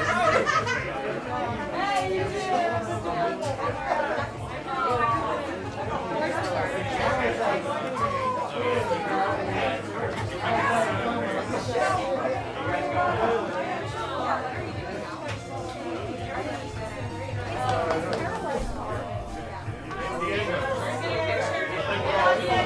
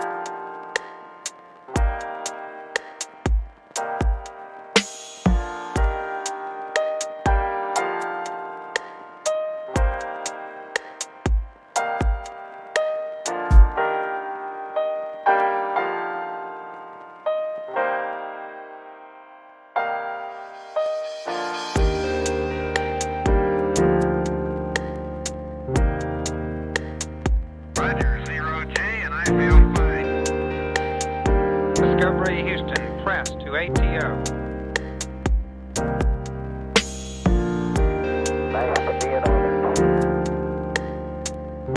Liftoff of mission 41D, the first flight of the orbiter Discovery, and the shuttle has cleared the tower.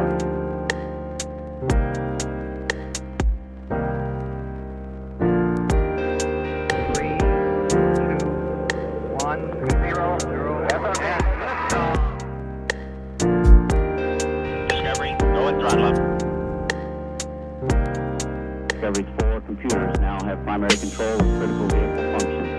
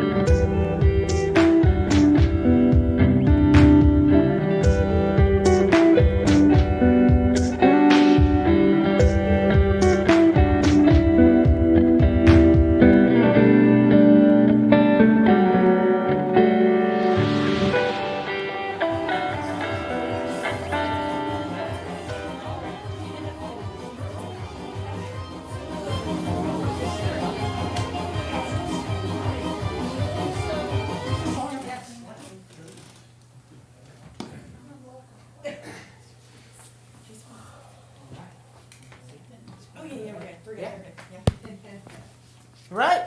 Well, welcome back to those of you who were at our first reading, and welcome to those of you who have just joined us. This is Woven Theater's Loom New Works Festival 2021. This is our 5th year doing this thing. It's a little crazy at this point. So we are now officially halfway through our Loom New Works readings. We did 2 last night, 1 just now earlier tonight, and then we will do the one you were about to all see, and then 2 more tomorrow. So tonight is And the Four Last Things by Samantha Marchant, who is actually here. Yes. And then tomorrow night, we have 2 more wonderful scripts that are going up, so we do encourage you to join us again tomorrow night to see those. And then, for those of you who are here for the first reading, bear with me. I'm going to go through the whole list again for the newcomers, so just buckle up. If the 3 more new plays that we are about to present are not enough for you, fret not. We have 3 more new plays going up next weekend. We have on Friday we have a reading of Burnout by the lovely River Timms, our resident playwright for Woven Theater. And then on that Sunday, we have the Genesis Project, written by the lovely Erica Jo Lloyd, who is also part of our play. And then, very, very excited on Saturday evening to share Ground Effect by Jonathan Alexandrados with you all. It is part of our new Cutting Room initiative that we are starting for the first time this year, of kind of trying to do a more advanced staged reading with more production and technical elements involved. So we're very excited to present all of that to you next weekend. And then, if that is still not enough new theater, come back the following Saturday on the 18th, and we are doing a lovely holiday party. There will be snacks and drinks, and we'll be doing some sort of holiday movie of some kind. And then we will end the evening with a new reading of a holiday play entitled White Elephant by Sophia Toscas, and we will have our own White Elephant gift exchange because we here at Woven take our metaphors very seriously. So, without further ado, And the Four Last Things.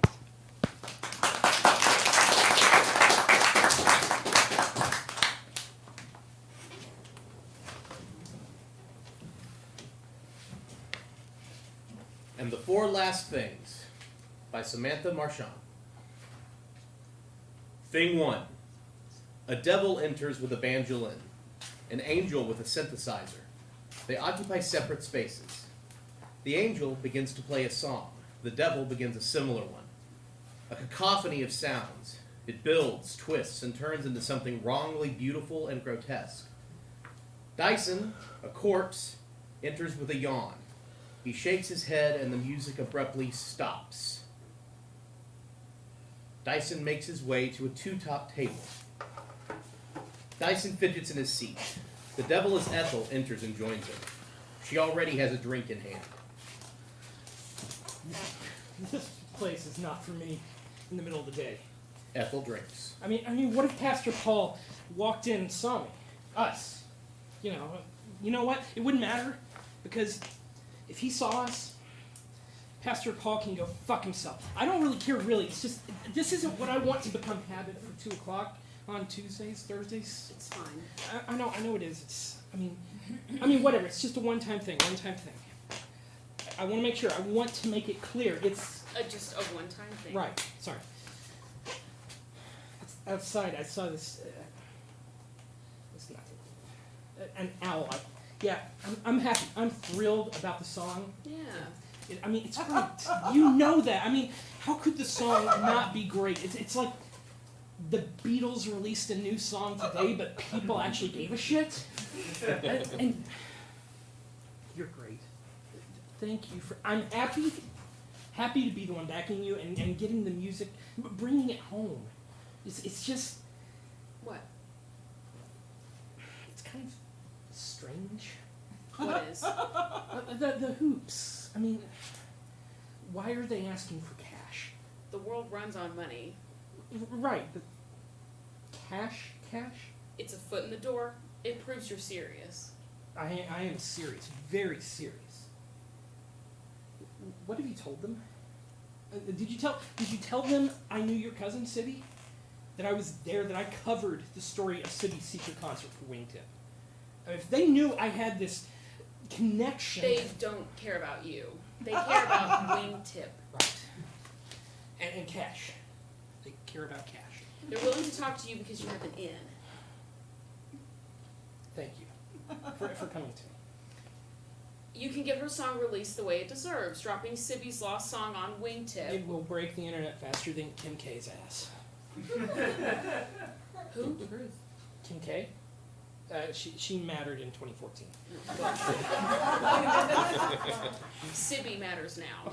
You don't need to convince me. It sounds like I do. I've been chasing this song ever since I heard it. She only performed it that one time. At her Wingtip secret concert, cell phones weren't allowed it, and nobody thought, if this recording is real, if it's, all this is really real. You have doubts? I mean, I'd feel, if I could have more answers, if I could meet them. Not without cash. Right, so cash. Cash? Cash. Right. Dyson reaches for his bag. Is that it? What? The cash. What? No! Like, I'm gonna load her with a duffel bag full of cash like some fucking ne'er-do-well. Like some fucking target taped on my back, like, steal from me, no. I do have a bit of it, money. Dyson opens the bag. Inside is a wad of bills. Ethel takes it. Don't go whipping it around. All that cash, it could be misinterpreted. Let's get you a drink. The angel, as a server, suddenly appears. No, that money is not for alcohol. Absolutely not. My money will not buy alcohol. The server suddenly disappears. Dyson gets the money back. Ethel drinks her drink. Some time passes. Not talking to me? Do you want the money back? Do you want to hold it? Here. It's not enough. I know it's not enough. You told me I have another week. You don't. What? What am I supposed to tell him? Him. Them. I'll get the rest. They need it by 5.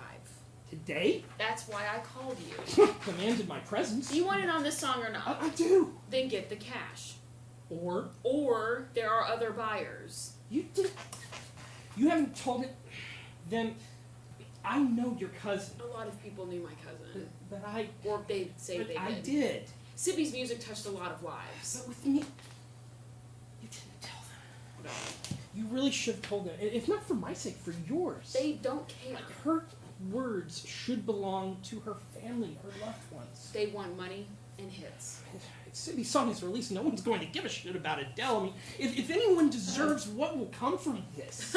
So you think you're some sort of entitled because you were at some secret concert, because you wrote a stupid fluff piece for some dumb website back in the day? It wasn't some secret concert. It was Sibby's last concert. Period. She died. That song melted our minds, then gone. And we knew each other before that. Me and Sibby, we had a history. Your cousin and I did a lot for each other, and we cared for... When Wingtip made the move to a pure online... And Sibby had a lot of trouble with that fluff piece. I wrote back in the day, unsunk 2 careers. More. Like, we're saved. If only the Titanic had a listicle to save it. History changed. Yeah, okay. And I'm really not doing this for me. All this, you know that this is for you. All for you. And her. And her. With her, She never mentioned you. She... Not once. How could you hear her under that mask? Sibby didn't wear the mask at home, around family, only on stage. But you wouldn't know that. I know her. I know her face. Knew. She took off the mask for me. What did Sibby look like? She had 2 eyes. A nose, a mouth, short black hair, hooded eyes. She didn't wear a lot of makeup, just a little around the eyes. And when she would look at you with those eyes, nothing seemed wrong. her eyes made you feel, her eyes, like her music, I don't know why she ever hid them. You're lucky she and I were related. You look just like her, but all wrong. You don't believe me?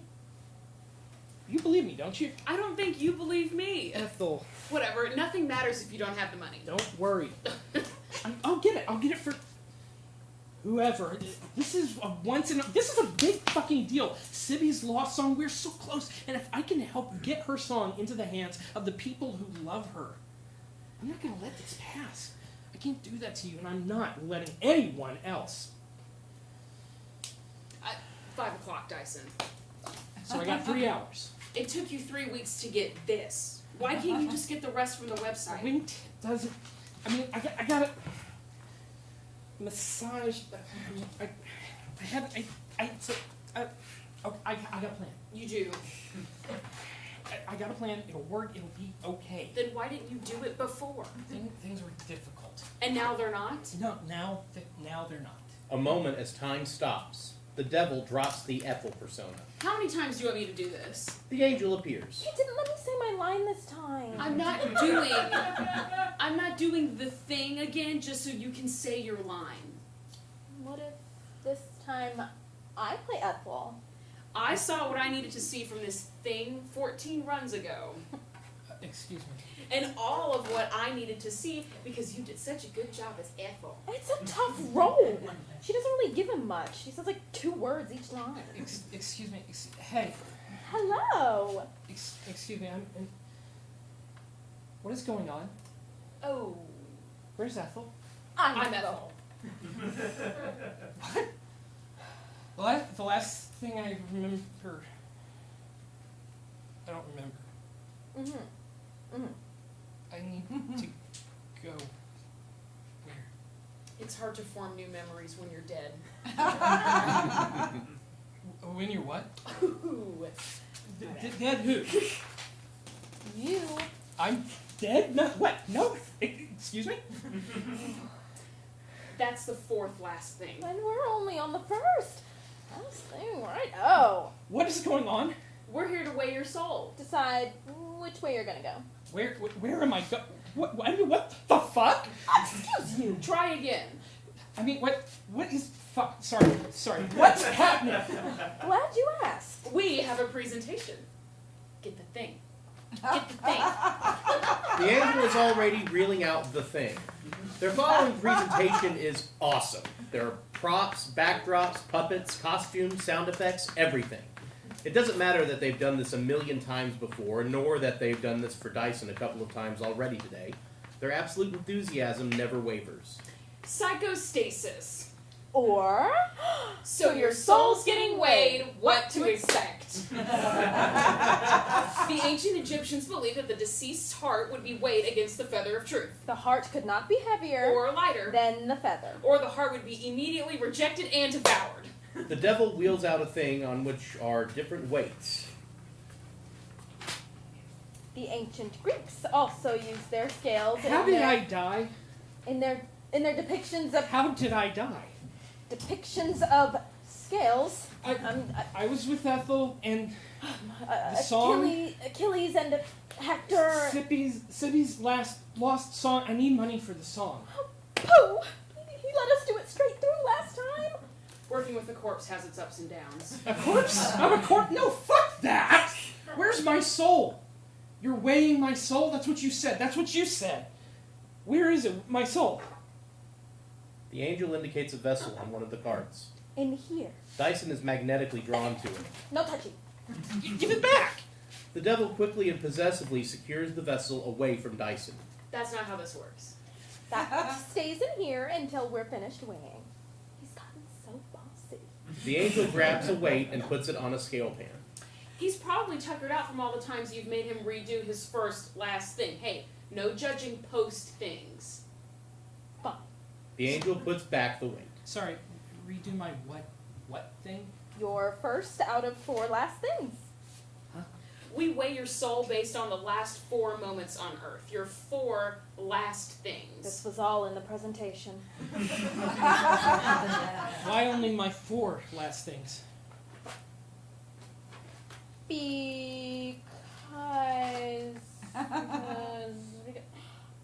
Because today, you are you. And that is truer than true. There's no one alive who is youer than you. What is that, Dr. Seuss? That's my place. It works. Look, every moment of a life influences the next. So when weighing the merit of a soul... We only bother with the last 4. We've streamlined the process.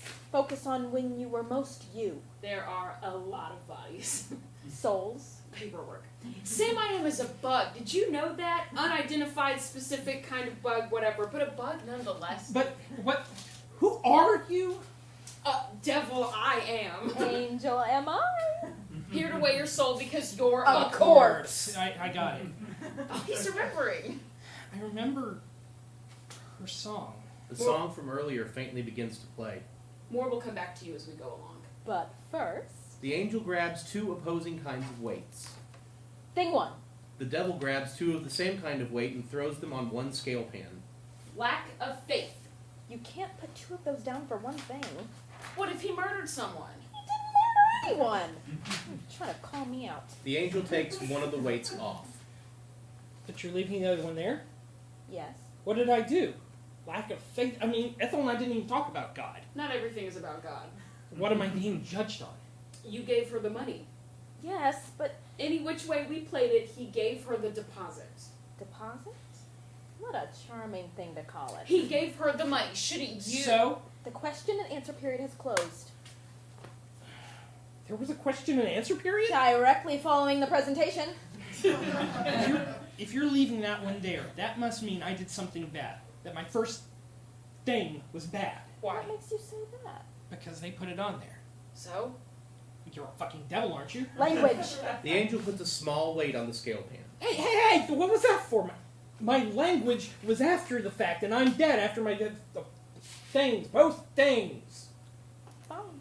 The angel removes the small weight. Huh. What? Interesting move on your part. Why? If you don't want the weights I put on there, it would seem to behoove you to take all the ones from them that you can get. Ah. Angel. You can put that one back on. If you want. This? Yeah. Fuck. The angel doesn't put it back on. The angel and devil carefully make and set their selection of weights on the scale pans. So, do you agree this is our final judgment on his last thing? Sure you don't want to see it again? Kidding! I think I would like to add this. The angel holds up a new kind of weight. Huh. Yelling at the server. I didn't yell at the server. Shush. I firmly stated my money wasn't for alcohol. Exactly. The devil nods. The angel puts the weight on the scale pan. Dyson moves toward the song. The angel and devil don't notice he's gone. That looks good. Thank you. This is sure to be an interesting judgment. I've been waiting centuries to be paired up with you. Too bad you won't remember any of this once the final judgment is complete. What do you mean? Care to make a wager? A wager on our memories? What else do we have? Ooh. Can a soul's fate ever be enough entertainment for you devils? Is it entertaining for you angels to send a soul to hell? I wouldn't know. I've never sent one there. And you're on number... 32,546 souls weighed, thank you. Impressive. How many souls have you got? 32,547. Oh, all straight to hell! I'm not the one who tried to cheat twice. I did not! I always weigh as honestly as possible. Those are the rules. Of course. I refuse to lose my memory to a liar. And I refuse to lose my memory to a cheat. Well, good thing I'm not a cheat. And I'm not a liar. Well then. What's the harm in a little bet? It's against the rules. His soul's getting a fair judgment. We will go through his 4 last things one by one and weigh his reaction to each of the dying man's temptations in a process that is by the book. No lying, no cheating, no bets. And still, I guarantee you on my memory, his soul's sure as hell not going to hell.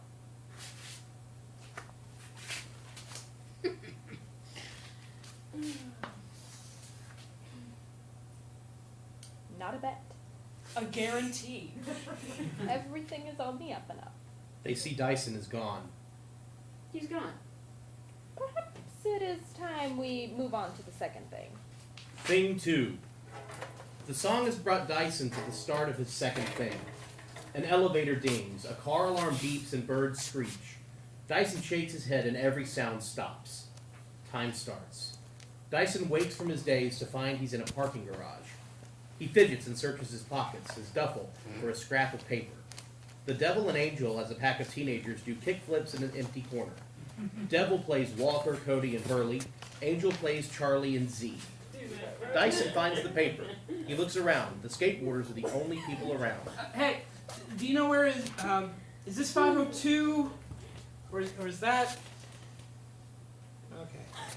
Dyson clocks the parking attendant booth. He approaches, but no one is inside. He turns to leave. Angel, as Kuba, suddenly appears in the booth.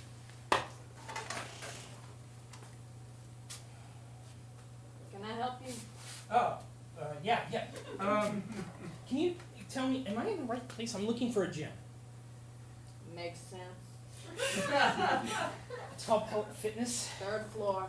Oh, so if someone went there, was taking the class, they'd park here? If they had a car.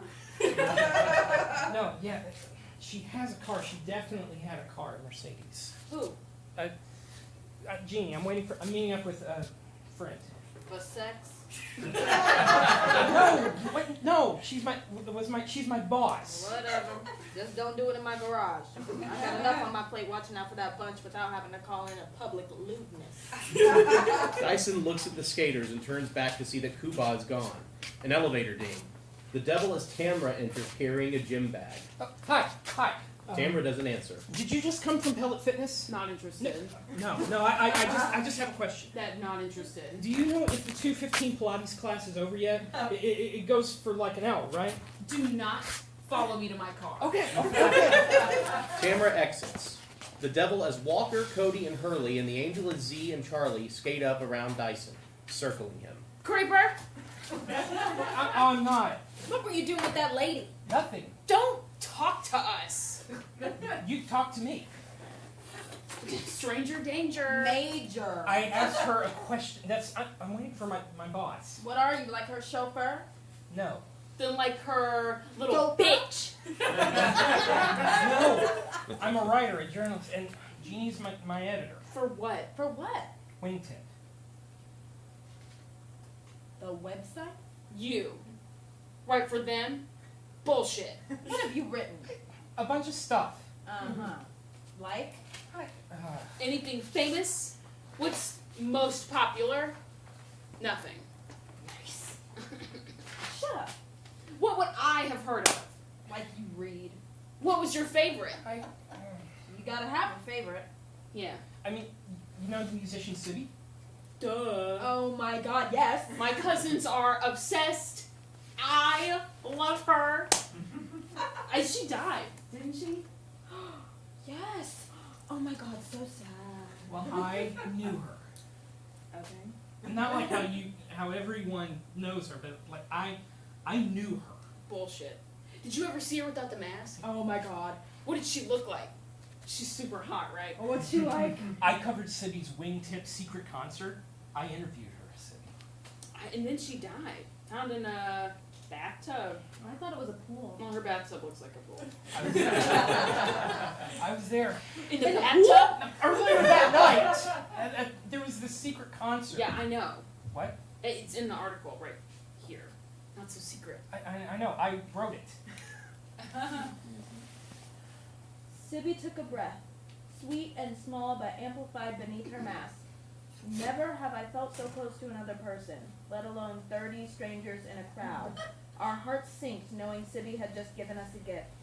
This song will be her legacy. Okay, I wrote it. From off, we hear a screech. It draws Dyson's attention. We got a band. I don't see you in any of these pictures. Want to write an article on us? Where are you in this if you knew her? I know her. I knew her. I'm on drums. Prove it. Cody's on bass. Look at the log line. Charlie's lead, Hurley's got rhythm, and Z sings. Dyson, that's me. We're playing the rec center on Saturday if you want to come. I was there. So why are you here? I have to talk to Jeannie. I have a lead on a recording. Of this song from the article. City's Legacy? Yeah, I need to buy her song. That's dope. And what do you need from Jeannie? The angel as Jeannie enters with a gym bag from the stairwell. She's focused on a stain on her shirt and crosses through their conversation. Oh, hey! Oh, hell no. Hey! Dude, again, not cool. That's Jeannie, whatever. Jeannie, hi! See ya! A humongous bird literally just pooped on me. Some people say that's good luck. And those people are wrong. I say it's super gross. I do not want to smear it all over my Benz. Here. Dyson attempts to help get the stain off Jeannie's shirt. This is inappropriate. Hi? You have some nerve. Jeannie. Tyson, what are you doing here? I have a lead. Then you make an appointment at the office. You wouldn't have seen me.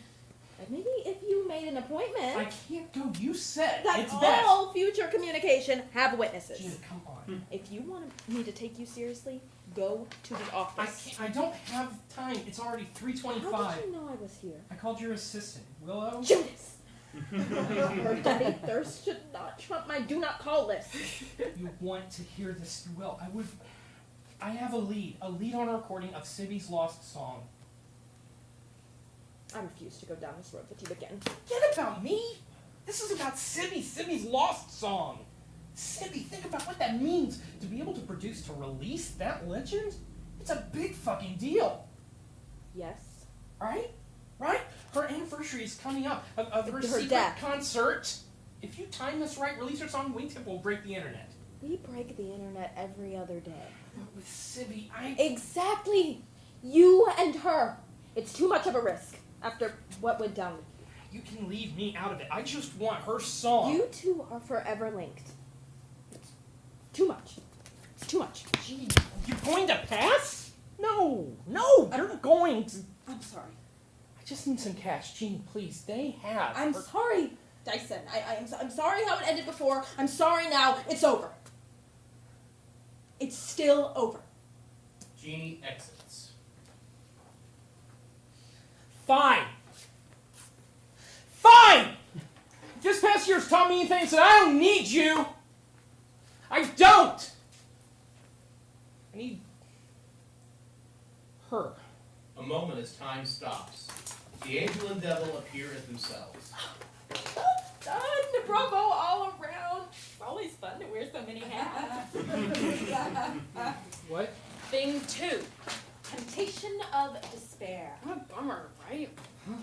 Wingtip isn't going to release Sibby's song. They're not? You played Jeannie. I couldn't have performed a clearer no myself. You think so? No. Hey. Wingtip's not going to release Sibby's song. What did you say? Wingtip's not going to release Sibby's lost song. Hell's bells. He said it. He flat out admitted it. How depressing for you that he just gave me this thing in the bag. Hold on. He said it, and ipso facto, I win this thing. Wait. He said the song isn't going to go on the website, and that means this thing is marked in my favor for him going down. Yeah, he said it, okay? But what if we go back? What do you want to go back to see that will change what he just said point blank? That is, with this being a fair judgment and all. Fine. He said what he said. He did what he did. We won't go back. Let's weigh. Agreed. The devil and angel go to place their weights. But What? despair is not passive. Huh? Go on. The situation is depressing, but was I depressed? Despair, defined, means a complete loss of hope. All right, Mr. English Major. To fall to temptation, I must give up on any chance of salvation. I must abandon all hope of reaching eternal life. Angel is looking it up in a book. He's right. What is that, a Scrabble dictionary? It's the rule book. Whatever. We've all agreed on what he said. We've agreed there's no hope of Wingtip putting out the song. He said it. The song from earlier faintly begins to play. It doesn't matter what I said. He didn't get the money. No song equals despair. he didn't get the money yet. It matters what I did. What's it matter if Wingtip done want it? I think the question is, was Wingtip ever his path to salvation? If this past year has taught me anything, it's I don't need Wingtip. I don't. I need her. Her song. During the following, Dyson moves off towards the song.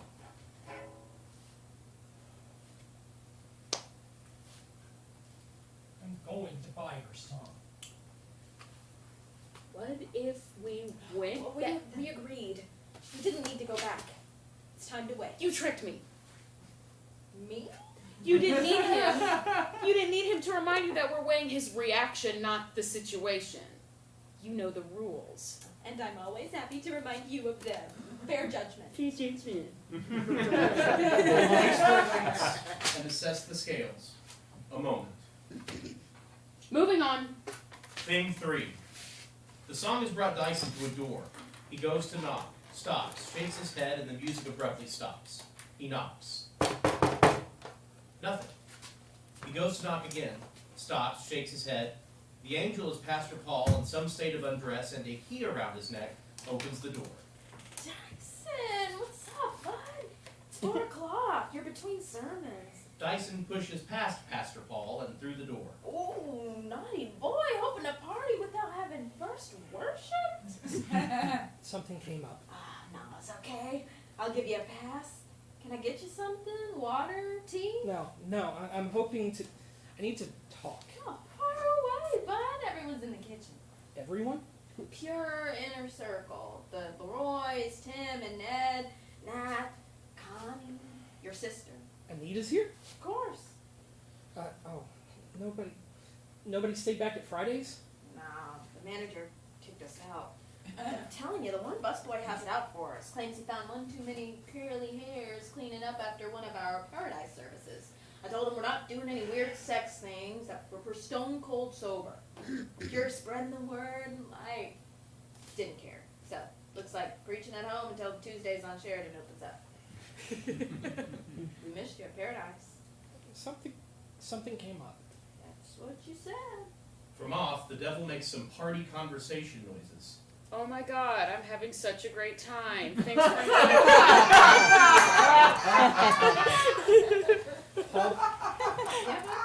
From off, the devil makes more party conversation noises. Ha ha ha. Oh my God, you're so funny. Thanks for inviting me. Look, I gotta get back. Wait, You okay? Yeah, I'll be in there in a second. Pastor Paul touches foreheads with Dyson. They share a deep breath. The devil as voice calls from off. Pastor Paul. Innocence beckons. Pastor Paul shakes the key around his neck, wiggles his eyebrows, and exits. Dyson paces, fidgets, then decides to go into the kitchen. He begins to take off his shirt, but gets stuck in it. The devil as Anita, in some state of undress, and a key and a lock strung separately around her neck, enters. What are you doing? Anita! What are you doing here? Something came up. What? Not now. What could be more important than paradise? Anita. How dare you? Stop. You can't be bothered Stop. to show up to paradise. Stop. I saw you. Where? Where? Why don't you tell me where? Or don't, because it's someplace you're not supposed to be. I was on my way to paradise, then something came up. There I was, sitting in my car outside of Fridays. I have a weird amount of time after my yoga class on Thursdays. I was sitting there in my car outside of Fridays, waiting for paradise to start, and this big bird, like a hawk or a owl or something, swooped down right in front of my car, freaked me out, and I turned around to look for it to see where it went, and out my rear window, I saw your car run a red light. I saw you. Don't deny it. I saw that owl. I was coming to paradise. Yet there you went. Then that's when something came up. What? So you don't really know. Really? I covered for you. What did you say? I said my brother had an emergency. Good. Good. It's true. It better be. I'm through with lying. It wasn't a lie. Then what's the truth? I need to talk to Paul, Pastor Paul. Dyson, talk to me. I will, after I talked to Paul. Dyson, you missed paradise. I know. You can't expect. And he let me in. You told him I had an emergency. That's not all I told him. What did you say? The truth. But how? You don't know where I was. I know what you're avoiding.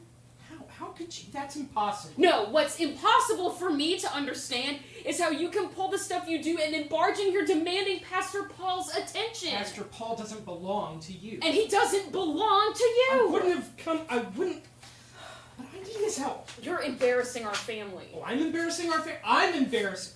What are you doing with a lock and key around your neck? I'm keeping my options open. There was an extra account of someone not being here. Take it off. No. Take it off. No. Anita. They are about to scuffle. It's childish and not at all dangerous, but the devil drops the Anita persona. Time stops. Wait, what sort of religion is this supposed to be? Paradise services in the back room of chain restaurants, locks and keys, and why am I half naked? The angel appears. It's a cult. We're Adamites. No, you're not. We're misunderstood. Trust. We want to return. A cult makes more sense. We're not a cult. We're Adamites. A new order. We want to return to the innocence of Eden. We're not a cult. Yeah, okay. We're a new order of Adamites. Cool. Be glad you escaped all this before it really blew up. Escape? I died! Everybody dies. And these people die by blowing up. Huh. The devil disappears. Time starts. The devil is Anita again. Anita runs from Dyson, unfastening the key from her neck. Dyson's mind takes a moment to clock back in. Hold on. You'll choke me. Keep it. Coward. Anita refastens it. Anita, I'm gonna tell you something. Oh joy. You know what? No, I'm not. Fuck you. Fuck you. Fuck you. You. Fuck you. Fuck you. Fuck you. Fuck you. Fuck you. Fuck you. Fuck you. Fuck you. Fuck you. Fuck you. Fuck you. Fuck you. Fuck you. Fuck you. The angel, as Pastor Paul, enters. Fuck you. Fuck you. How's it going out here, Bud? Excuse me. Bud? Excuse us. Don't lump me in with him. Anita exits. We tend to fall into childhood tendencies. Excuse us. She can't be all that bad. She's upset because I was coming to paradise. I was, but then I know. you do. She doesn't stop talking about it. So she does know, really. We all do. And you're okay with me being here, talking about it. Of course, bud. Oh. Before We're all family here. Anita's your flesh and blood, but we're all family too. absolutely, totally, absolutely. And we're looking out for you and your best interests. That's why I came here. I'm sorry. I'm sorry I didn't know everyone was going to be here. We're all here for you. Yeah, I'm thankful. Yeah, but I need to talk to you. Our arms are wide open. Yeah, but to you. I need to talk to you. There's no room in our hearts for secrets, bud. I want to talk to Paul. Dyson, we can't live two lives. No, I know it's not a secret. It's not. I mean, the order's stance, the opinion. In the past, it'd just be easier to talk to you first, and then we bring it up in front to everyone, if that's okay. To talk to Paul first. Okay. Okay. You gonna talk about it? Oh yeah. What time is it? Not someplace to be? Yeah, it's just the past 2 months. When I go into the bathroom in the morning, I've been turning on the wrong light. There are 3 switches. Normally I turn on 1, 2, sometimes I'll add 3. 1 is the overhead light, kind of dim, fills the space. 2 is the fan, white noise, kills the silence, covers other sounds. 3 is the sconce, bright, above the mirror, really bright. I don't usually bother with 3 at all. I never turn 3 on by itself, never. The past 2 months, what's different? It's still me in the mirror. It's still me. I think your sister's right. Connie will be good for you. Connie, what are we talking about? You've been distracted. I've been coming to paradise. It's just today. You've been lost since your ex left. No, Don't be embarrassed. Who among us can say some tie from their past hasn't unraveled when they came to us? Not everyone is ready to welcome the light. We must be patient and believe. Trust we're on the right path. Welcome those with open hearts as we find our way to Eden and say farewell to those who try to stop us. Right. Is your heart open? Of course. I know it is. You need to show it. I will. No more missing paradise. It was this one time. Nah. Your body might have been here lately, but your mind's been someplace else. Has it? Okay, I know. I'm sorry. I'm not the only one who's picked up on it. The Order is worried. About me? We need to be able to trust each other. Count on each other, especially with all we have going on. Can we count on you? Of course. I'm sorry there was any doubt. Really, that's the last thing I want. That's why I haven't, before, I have been distracted, but it will be over soon, I promise. I want to believe you. You can. The Order will need convincing. What can I do? Your best. That's all anyone can ask. Okay. You're better in a pair. No. Nothing to be ashamed of.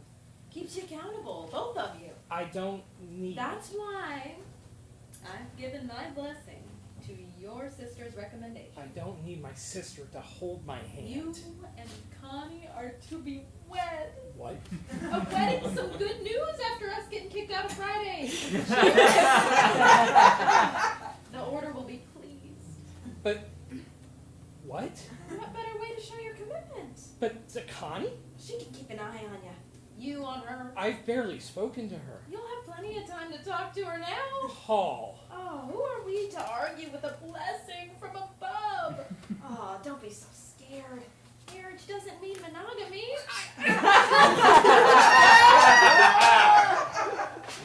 Glad we could have this talk. Pastor Paul goes to exit. Hold. Wait. Come on. Donnie's waiting. I need my money. What's that, Don? I need my money back. I heard you. Sorry. I don't understand, bud. You just said we could count on you. That you'll give us your best. I will. Good. We'll forget today. No. Never happened. I need my money, Paul. Now's not a good time, bud. But getting kicked out of Fridays, it's all hands on deck, which I'm not ashamed to say includes all wallets open. The offertory box can never be too full. Take the next 3 months tithe out of my lot, but I need the rest. I'm not saying I'll stop paying my tithe. Out of what money? I'm going back to Wingtip. Your what? I'm going back to work at Wingtip. They won't have you. They will. I'm coming up on something big. They can't say no. They won't say no. Does Wingtip really need you, or just this something big? Oh, I don't want you getting your hopes up all in a tizzy. Me and it, our package deal. Why? I can't tell you. I don't want to tell you. Then no. If it's not a sure thing that you're willing to be open about, why don't I keep holding on to it for you? Your money, for the time being. It's my money, Paul. It's my money that I gave to Paul, my friend Paul. The Paul before you were Pastor Paul. Before all of this. That Paul, that money wasn't promised for anything more. I don't have to justify. You gave it to me for a reason. You gave it to me to protect. I owe it to you to protect. Trust me. You gave it to me because you couldn't trust yourself. Don't worry about it. I know what I'm doing. If you're using all your savings on something other than... I just don't want it to come back to me that this has to do with her. I don't know what I'd tell the Order. You were in a bad place when when she left, and to stir it all up again. I'm a big boy, Paul. I know. You've come a long way. But you've got a long way to go. And me and Anita and Connie and Tim and Ed and all the order. We're here to help guide you if you'll let us. Will you let us, Bud? Is your heart open? Of course. Good. Let's consider this put to bed. As the call goes to exit. I'll call the cops. If you don't give me my money, I'll have to call them. The cops. We're here. A few moments as Dyson sits. The song begins to play faintly. It stops as soon as the devil as Anita enters. What? What? Anita sits. What? Am I not allowed to sit here on my own? Turns out I am my brother's keeper. That's fucking stupid. I'm not doing anything wrong. No. No. No. That's all I get. I put my neck out for you. By shoving me off? Making me marry someone? Connie, what's your angle? What's your end game? It's the nicest thing I've ever done for you. Who the fuck is Connie? She'll save you, because I can't. Save me from what? I'm scared for you, Dyson. Anita. Does this, whatever this is, have to do with Sibby? What? You swore when she left that you were done. She didn't leave, she died. Were you with her? Who? Her. She's gone. I know. Dead. Do you know... She's Sibby's cousin. Not so gone, is she? Sibby's cousin. I can't believe you. Missing paradise again for her. I thought when she died you'd come back to us, let your obsession go, but no. She rejected us. She rejected you. I was with her cousin! Sibby's cousin, Ethel! You can't blame someone for their family. Sure as hell hope not. The song begins again. Dyson is drawn to it. Ethel. She needs my help. The song seems to be coming from inside a cabinet. Dyson hesitates. He shakes his head. The song gets increasingly louder.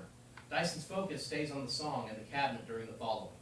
The angel appears as also Anita. Anita and also Anita speak the following seamlessly, as if they are one person. It was after paradise. During the last lock and A key. few weeks back. Maybe a month or two? And I was talking to Ed. Ed can get rather boring without Tim. But his key fit my lock, I so... was stuck with him for the duration. I saw you. Off to the side. By yourself. Not even attempting to find your lock. You looked so distraught and I had a pain. In my chest. For you.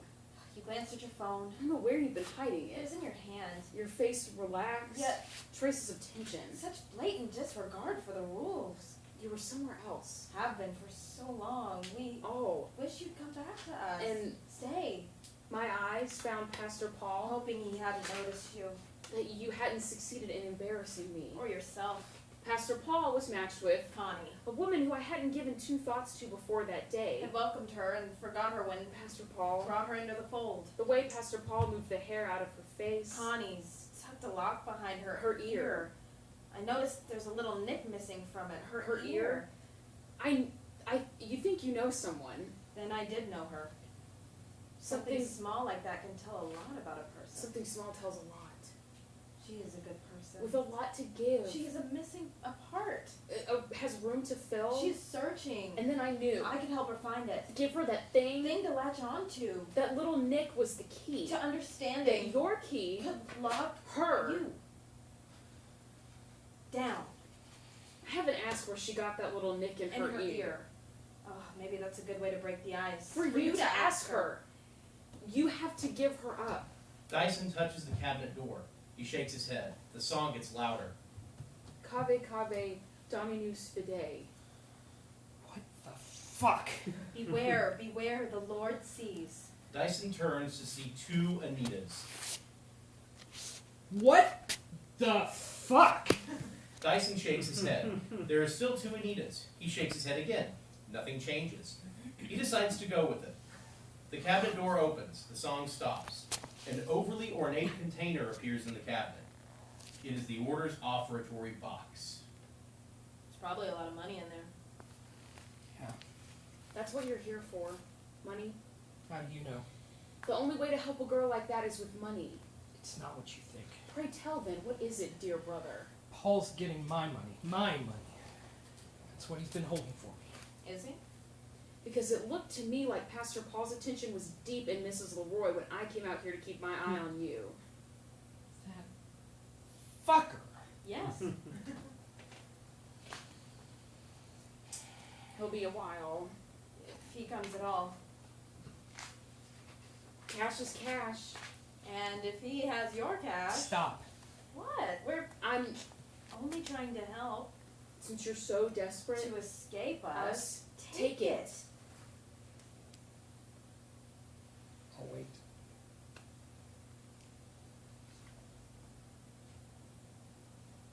What's that? What? That. A bag that looks just like Dyson's appears in the cabinet. Looks like my bag. Dyson's bag is no longer where it was. It is your bag. It is my bag. It is your bag. It's almost 5 o'clock. And the traffic. You better get going. Thing 4 is about to start. The song, the money. What am I going to tell Ethel? You'll come up with something. Dyson turns to leave. Out of Dyson's bag falls bundles and bundles of cash. They all stare at the pile of money on the floor. Wordlessly, Dyson scoops it back up into his bag. Dyson exits. A moment. The angel grins. Thing 3! Huh. Temptation of impatience. Huh. What? Huh. Do you want to go back and see something? No, I think we all just got an eyeful. Ready to weigh? Sure. I think this one is obvious. You do? Don't you? You put the money in his bag. Did I? You! That was a test. And he failed. No. Yes. Because that wasn't the test. Then what was the test? Dyson could have taken the money in the offertory box. He did. Did he? That's what it looked like. Anita told him to take the money, and Dyson said... Oh, wait. Exactly. But the money... The money's a grace move. Did you put the money in there? Talon cards to set aside to use later. Where did it come from? Greasing the wheels, but all perfectly legal. Is it? I follow the rules. Uh-huh. Call a foul. Why? Blow the whistle. Maybe I will. Come down here. Something's not right. See what they say. Maybe they'll side with you, but really, they are going to side with me. Either way, it'll end this judgment on a technicality. Do it, if you think that's the only way you might squeak by without a loss. No. I want to knock out. The angel picks up some weights. I've made my decision. Me too. The angel and devil set weights on the scale pans. Thing 4. Dyson finds himself on a couch. Near him, the devil, as Gil, tinkers with a banjolin. Gil's tinkering borders on playing, but just when a musical phrase is about to end, he stops short. It's absolutely infuriating. This goes on for a long while. The angel, as Ethel enters, with some drinks. She hands one to Dyson. Here. Who the fuck is this guy? Ethel perches between Dyson and Gil. It's unclear which way her affections lie. A few moments of not talking. It's water. Thanks. This is a nice place. Thanks. Oh, it's hers. Yeah, rented. We've been floating around for a while, but we needed a space that was ours. You and... The cat. It's nuts how many people are scared of a little cat piss. Space doesn't charge extra for him, so I was like, sold. And it's down the hall from this little lady. So you live... Why are we... Hey, I can hang your bag up for you if you want. No. My old girlfriend was like that. Always wanted a purse on her lap. It's not a purse. It's the money. Do you have the money? Of course he has the money. Sorry, God. He wouldn't show up without it. You have the money. Yeah. Let's see it. Dyson opens the bag. Gil peeks in, then grabs a handful of cash. Dyson snatches it back and hugs the bag to his chest. I'm gonna hold on to it. Whatever. Shouldn't we? Gil's a good guy. Why didn't he bring the money? I knew Sibby better than you. Oh, we don't need to whip him out. Prove who's bigger. No, we were close. Ethel and me, with Sibby, we were in her workshop. Her work? Cares? You both have nice things. Have you seen his? Wouldn't you like to know? I was continuing your analogy or whatever. Ethel. Calm down, Dyson. I am. Jill. Fuck you. What's? No. Dyson shakes his head. Dyson goes off script. Time shifts. Can we go? Go? Where? The angel and devil try to stay in it. It isn't done yet. A few moments of not talking. The angel and devil glance at each other. Dyson is still. We could watch some TV. There are new episodes of The Staircase. The angel, in spite of being Ethel, perks up. Have you seen it? No. What? The angel remembers they are playing Ethel. It's whatever. Such garbage, but been meaning to catch the update on Netflix. True crime. So obvious that the husband did it. Wouldn't be that much blood if she just fell down the stairs. He hit her with the stick. A blow poke. Lawyer's trying to say he didn't have the motive. If you're reaching out to male sex workers, not a stretch that they say things weren't good at home with your wife. Turns out his friend had died the same way 20 years earlier when he lived next door. And he found her? No way both of them are accidents. The angel is deeply offended and wounded by what Gil has been saying, but they try to stay in their Ethel persona until they can. The angel is now Gil and the devil is Ethel. Dyson does not notice the switch. Ethel, but really the devil, leans on the arm of the couch. During the following, everything, including Dyson, begins to lean towards the devil. Slight at first, but increasing degrees until Dyson is almost lying down.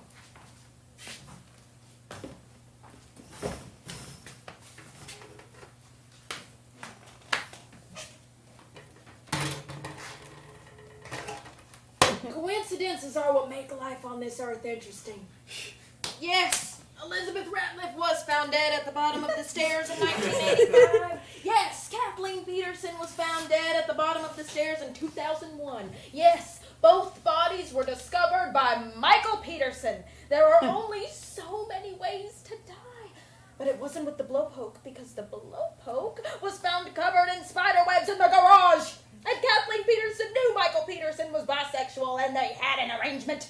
If you really think about it, it's not so obvious the husband did it. There were misleading expert reports, scientists who took sides. If she was beaten to death, why wasn't there blood spatter on the ceiling? The angel stomps. Everything levels. Sorry. The angel continues as Gil. During the following, Ethel, but really the devil, leans again on the arm of the couch. Dyson slides down towards them. Maybe he ends up on their lap. The devil whispers in his ear, caresses. Speaking of neighbors, the Petersons' neighbor, Larry Pollard, devised what is called the owl theory. Owl attacks have been reported all over the world. Barred owls are very common in North Carolina. They are birds of prey, and they have attacked humans. Those owl attacks reported all over the world, those were on humans. It's possible, persuasive even, when you get into this theory. Barred owls have feathers that go all the way down to their talons, their raptor claws. The trident from of the marks on Kathleen Peterson's head, consistent with bird tracks. The lacerations on her head, she bled to death. You see the diagrams and you can really see that it looks like a bird did it. Owl experts have said that barred owls are known to attack without cause, to attack humans. So there she was, walking up the stairs, and then all of a sudden raptor claws in her hair. Oh, like how disorienting. They fly silently on the stairs in her hair, and bam, down the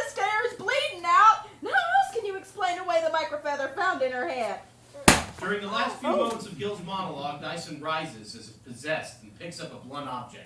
Maybe it's a blowpoke. He whacks Gil over the head. Gil dies. Time stops. Dyson is frozen. Dyson didn't kill Gil. How else could I make it stop? You started it. You know I couldn't resist. What were you whispering to him? None of your business. His soul deserves a fair judgment. You whispering in his ear is not what happened during his fourth last thing. And neither was Gil delivering a 20-minute monologue about the staircase. Conspiracy theories are in Gil's character. And you have to admit it, apropos. Oh, don't get ahead of yourself. Oh, we need to start this thing again. Dyson finds himself on a couch. Near him, the angel, as Gil, tinkers with a synthesizer. Gil's tinkering borders on playing, but just when a musical phrase is about to end, he stops short. It's absolutely infuriating. This goes on for a long while. The devil, as Ethel, enters with some drinks. She hands one to Dyson. Ethel, who the fuck is this guy? Ethel perches between Dyson and Gil. It's unclear which way her affections lie.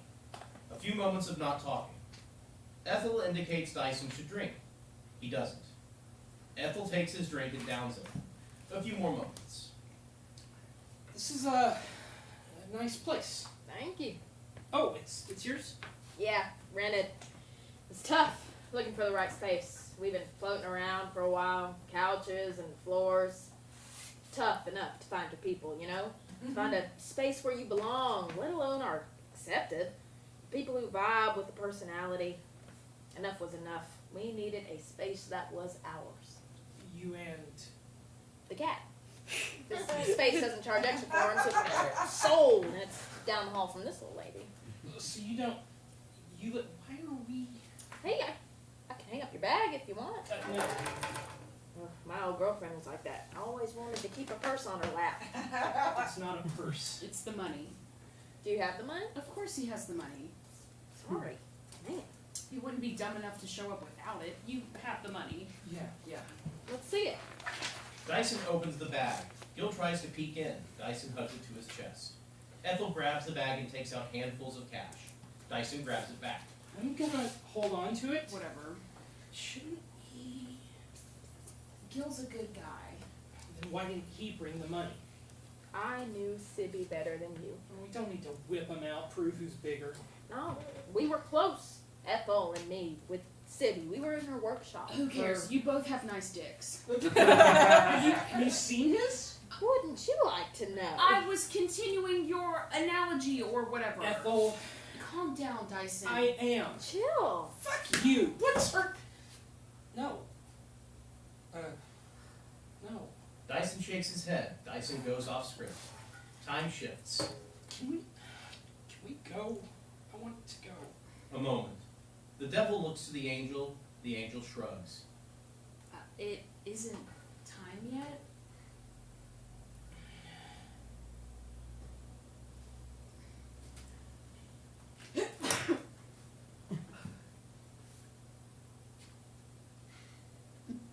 Bless you. You're just gonna let me go to hell? Dyson is still. The angel and devil try to push forward. So, what do you do? None of your business. He writes for Wingtip. Oh, no way! I love that junk. Gil gets a laptop. Wing T-I-P. It's trending. Harry Potter? Still? Give the people what they want. What's your handle? I haven't written anything in a while. Not gonna tell me. It's a past life. It's how we met Sibby. S-I-B-B-Y. That's how I found him. Sibby's Deadly Sin. 7 Secrets from Under Her Mask by Dyson 1234. It's your password? He's the one with the N. He's gonna put the recording up on the site. If everything works out. 1. Sibby loves bananas. Wow, this is earth-shattering stuff. You don't have to read it out loud. If it works out, I'm going to buy the recording. It's Wingtip. They fire you over this trash? 4. Sibby works alone. Yes, no, that's not trash, but I don't currently work at Wingtip currently.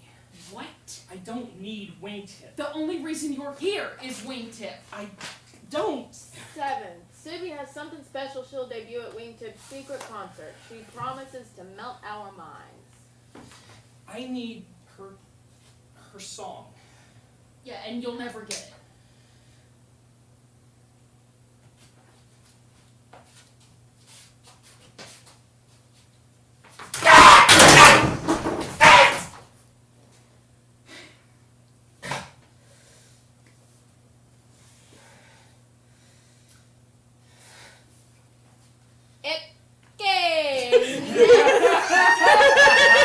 Next article. The owls are not what they seem. 25 callbacks we're hoping for in Twin Peaks season 3. You need to stop. He made the listicle. Sorry, I'm just really excited. We just need to get through this thing. You're the one that keeps yanking out the money and throwing us off track. I'm a devil. We have a homing chip to wealth. And you're the one who put it in there in the first place. It's a test. He's the one not doing what he's supposed to. Like he knows what's coming next. He's avoiding it. We almost got there this time. But not in the way it actually happened. He just, like, freezes. Why won't he ask the question?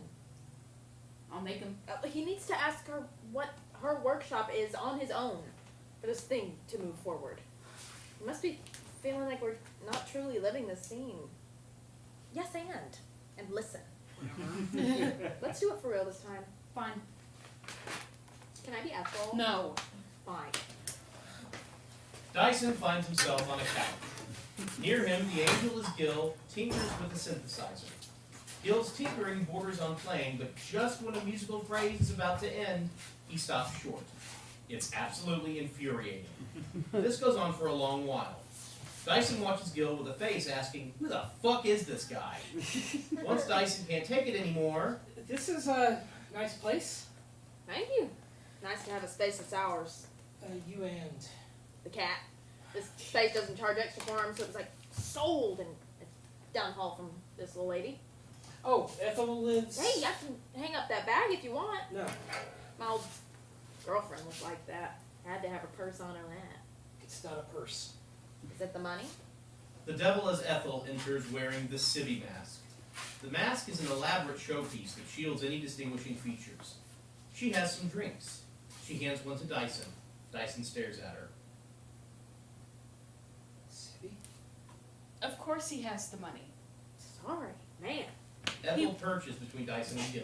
He wouldn't be dumb enough to show up without it. You have the money. Yeah. Let's see it. Dyson opens the bag. Gil and Ethel try to peek in. Dyson hugs it to his chest before they can see inside. I'm gonna hold on to it. Whatever. What took you so long? It got tangled in my hair. He takes off the mask. Ethel. You fooled this guy. And he's not the first. And hopefully not the last. What's going on? We should... Gil's a good guy. Then why didn't he bring the money? I knew Civvy better than you. We don't need to whip him out, prove who's bigger. No, we were close, Ethel and me, with Civvy. We were in her workshop. Who cares? A You both workshop? have nice dicks. Have you seen his? Wouldn't you like to know? I was continuing your analogy or whatever. Ethel. Calm down, Dyson. I am. Chill. Oh, fuck you. What is this? What is Civvy's workshop? The devil and the angel smile. Her workshop. Sibby's disciples. Groupies, but like she taught us. Her magic. And you have a name? We're a band. Civvy never said. It's gonna look dope on t-shirts. What is? Her workshop. Why do you need t-shirts? For the tour. Who's going on tour? Us. Civvy. Civvy's dead. You didn't explain to him? I did. What the fuck is going on? You're gonna get Sibby's song released on Wingtip. I'm gonna buy her song. And we're gonna use that publicity And money. to launch Civvy's tour. Civvy's dead. Is she? Ethel puts on the mask and shows off. No. I'm just as much Sibby as Sibby was. Can't tell the difference. You think people are going to buy this shit? They already have. We did it all the time. looks just like her. Sibby had you go impossible. When? We only ever did what Sibby asked. We just wanted to be with Sibby. She needed our help. When she didn't want to go on anymore. We'll say she faked her death. A publicity stunt. We'll say I faked my death. What about her song? It's her song. I need, please. She sketched it out. We took it from there. She gave us her blessing. To her workshop. We did it all the time. Sibby is us. I am Sibby. Sibby wouldn't want this. How do you know? She would have told me. Don't flatter yourself. She would have. She never mentioned you. She never mentioned you. She didn't need to. What have you done for her? Ride her fucking coattails? Ride her into the fucking ground? You were in some dipshit groupie club I never heard of. I mean, you'll never get it because you weren't there. Me and Sibby, I'm the one with the money ready to buy back her words from some prick who's hoarding her. What are you? I'm that prick. What? What? He hasn't Sibby's song? Gil grabs his laptop. If he's the seller, then what have we been waiting for? The other buyers. A knock on the door. Time stops. The knock has brought Dyson to a door. He goes to open it, stops, turns. Ethel and Gil are gone. A knock. Dyson does nothing. A knock again. Dyson reaches for the door, stops. Should I get that? Continuous knocking. Dyson shakes his head. The knocking gets louder. A scratching sound mixes in. Dyson flings open the door. No one is there. Knocking comes from another direction. Dyson turns and sees the laptop. He hesitates and then starts clicking its mouse pad. The song from earlier faintly begins to play. This is Sibby's lost song. In another space, a light on the Sibby mask that slowly reveals the performer wearing it.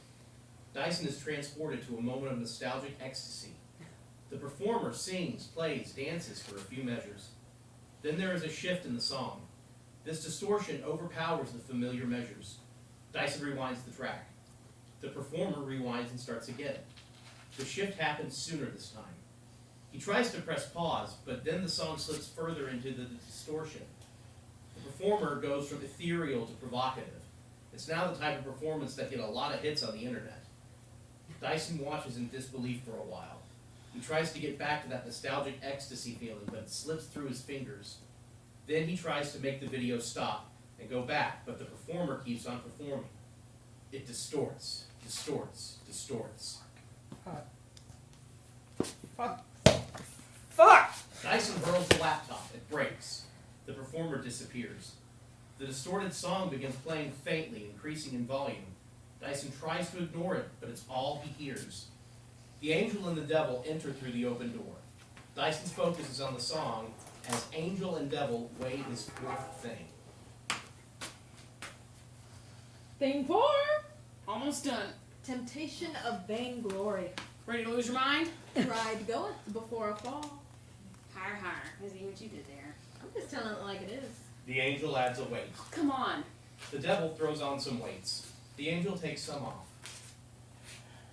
He told Gil they didn't need to whip him out. Don't even try to tell me that that was his moment of temptation. He performed admirably. He's got Sibby up so high on a pedestal like worshipping her as a false idol. Shouldn't that piss you off? I think there is something to be said about his corpse trying to avoid it. How do I die? Indoor voice. He can't hear you. The song stops. How do I die? From disappointment? Remember the other buyers? The knock on the door? Do they shoot me over a fake? Nothing so violent. That's up for interpretation. It is messy. How do I die? You want to ruin the surprise? How do I die? It's a doozy. How? I mean, I was sitting here by the window and the song. Death. Dyson, the angel is Gil, and the devil is Ethel find themselves back in their spots for the end of thing 4. He pushed us back. I wasn't done waiting. I didn't know he could do that. Can he do that? Starting. Time starts. What? What? He hasn't Sibby's song? Gil grabs his laptop. If he's the seller, then what have we been waiting for? The other buyers. A knock on the door, then scratching. More knocking and scratching. Hold your horses. Gil opens the door. There is no one there. Dyson pulls Gil's laptop on his lap, presses play. The song plays. It's Sibby's lost song, but it's not. Not as harsh as the distorted remix, but still all wrong. This is her workshop's version. You fuckers. Hey now. What the fuck is this? It's Sibby's lost song. This is not Sibby's lost song. You sure? This is not what she played at the Wingtip Secret concert. Do you even really remember what it sounded like? Yes, I remember her song. Only 30 people were there. No cell phones. This is not Sibby's lost song. It is Sibby's song. And then some. Updated. Filled in. A tribute. A collaboration. This is bullshit. His song. This tour. We have her blessing. No. Fuck you. Sibby wouldn't want this. How do you know? She wanted this song out there. She left us her notes. She told us to take it on tour. She said to get it on Wingtip. She did. She said to release it big. A loud noise comes from out in the hall. What the fuck? Is that them? Who? The other buyers. Oh, maybe. She motions for Gil to go look. If Wingtip doesn't want it... Gil sticks his head out the door. Oh man, it got in again. Gil exits. I want it. I want her. Good. It's Wingtip. If I bring them... You'll tell them it's legit. And if Wingtip posts it... Yeah. If it sings like a Sibby, bucks like a Sibby, it must be a Sibby. They've passed. Then why are you here? I can pay for it. You said you added to it, updated it. Is her track underneath? We don't need you to buy it. We need a site like Wingtip to break the news. Sibby's bad. I won't do that. When I started fucking you, I didn't know you'd fuck me this hard. Oh, I mean, go fuck some other buyer. Whoever just walked in. Dyson and Ethel both lunge for his bag of money. They struggle over it. As they fight... Does Ethel kill me? Dyson, oh, why? Why would I ever kill you? Does Ethel kill me? How can you talk to me? Does she? No. Gil? No. Do I fall and break my neck or something stupid? Dyson gets the bag away from Ethel and holds it to his chest. The angel enters with an owl puppet. No fucking way. The owl attacks Dyson. Dyson falls out the window to his death. Dyson lands on a giant scale pan. The angel slaps the devil's hand away from the opposite pan.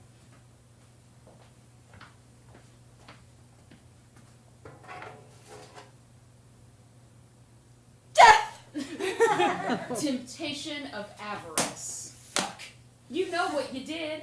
Attachment to worldly goods? Like money. Money? Did I have my bag in my hands when I went out the window? Yes. Did he?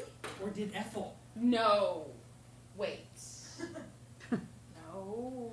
Dyson was hugging the bag when the owl came in, and he took it with him when he fell out the window. Yeah?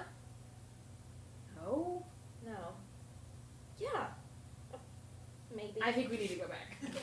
They rewind thing 4. The angel is Ethel, the devil is Owl, and Dyson is Dyson, going backward through everything until right before the owl enters. They begin the scene in slow motion. The devil observes. We see the bag go back and forth between Ethel and Dyson. The bag ends up in Dyson's hands as he falls out the window. Well, there we are. Dyson went down with the bag, but... What? Can we go back to look at one thing?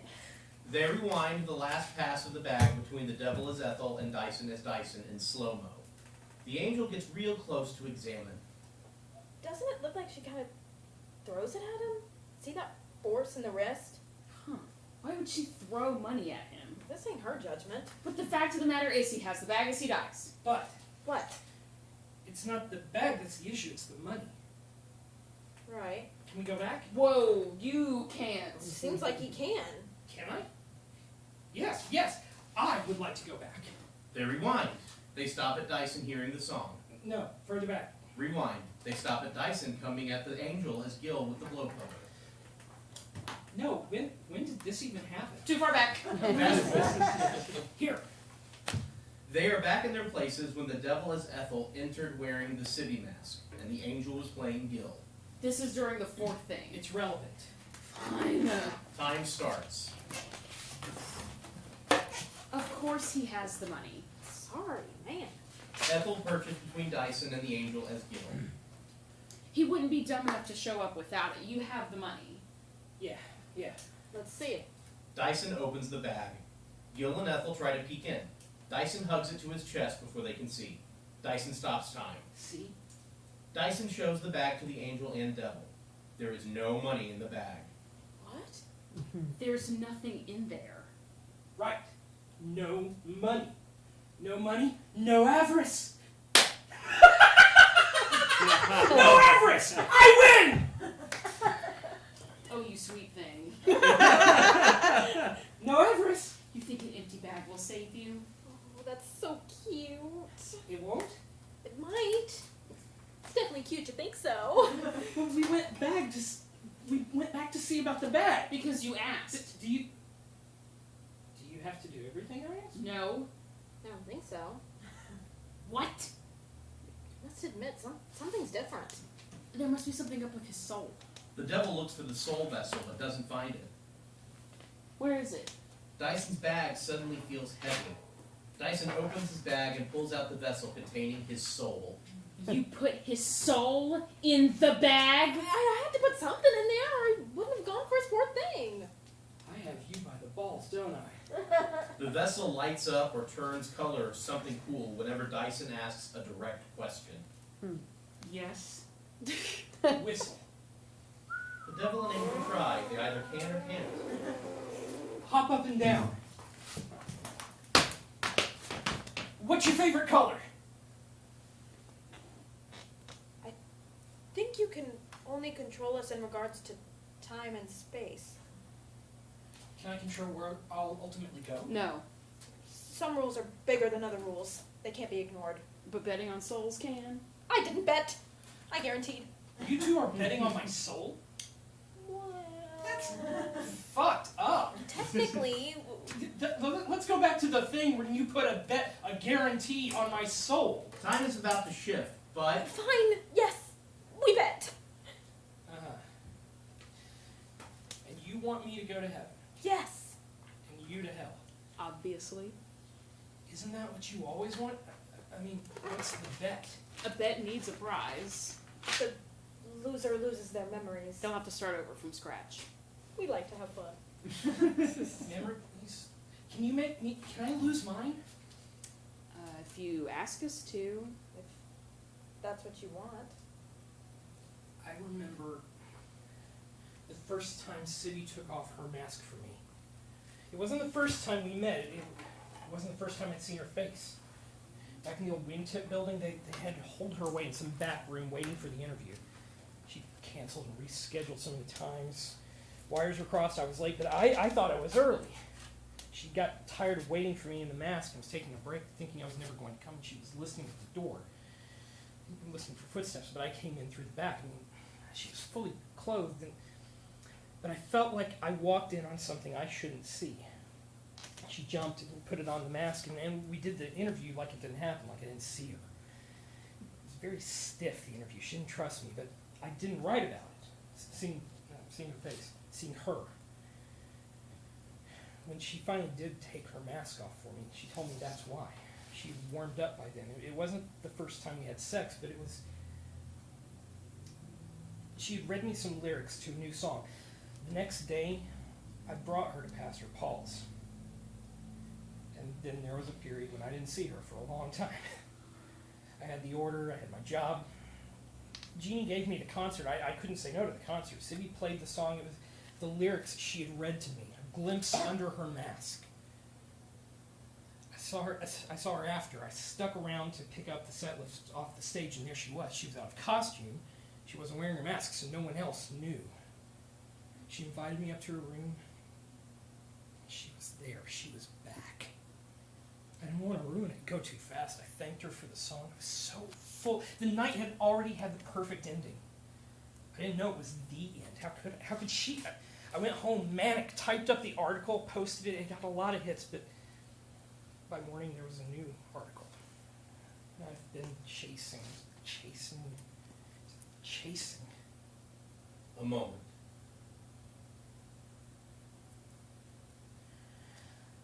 I want you to be truly honest with me. The soul vessel goes crazy. Damn it! Oh no, Their words turn into squawks as they transform into their true forms, which look like creatures from Hieronymus Bosch's paintings. What the fuck? Take it back! Take it back! Change your wording! Can you be mostly honest, but but one step back? The angel and devil regain some control.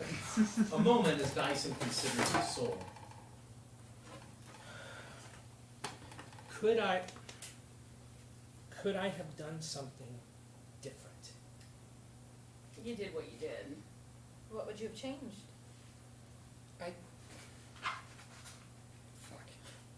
Dyson and his soul return to his scale pan. What was that? Nothing. You definitely said something. No. I definitely heard something. Definitely. No, I was praying for the new Eden, hoping might be where I'll go. What is New Eden?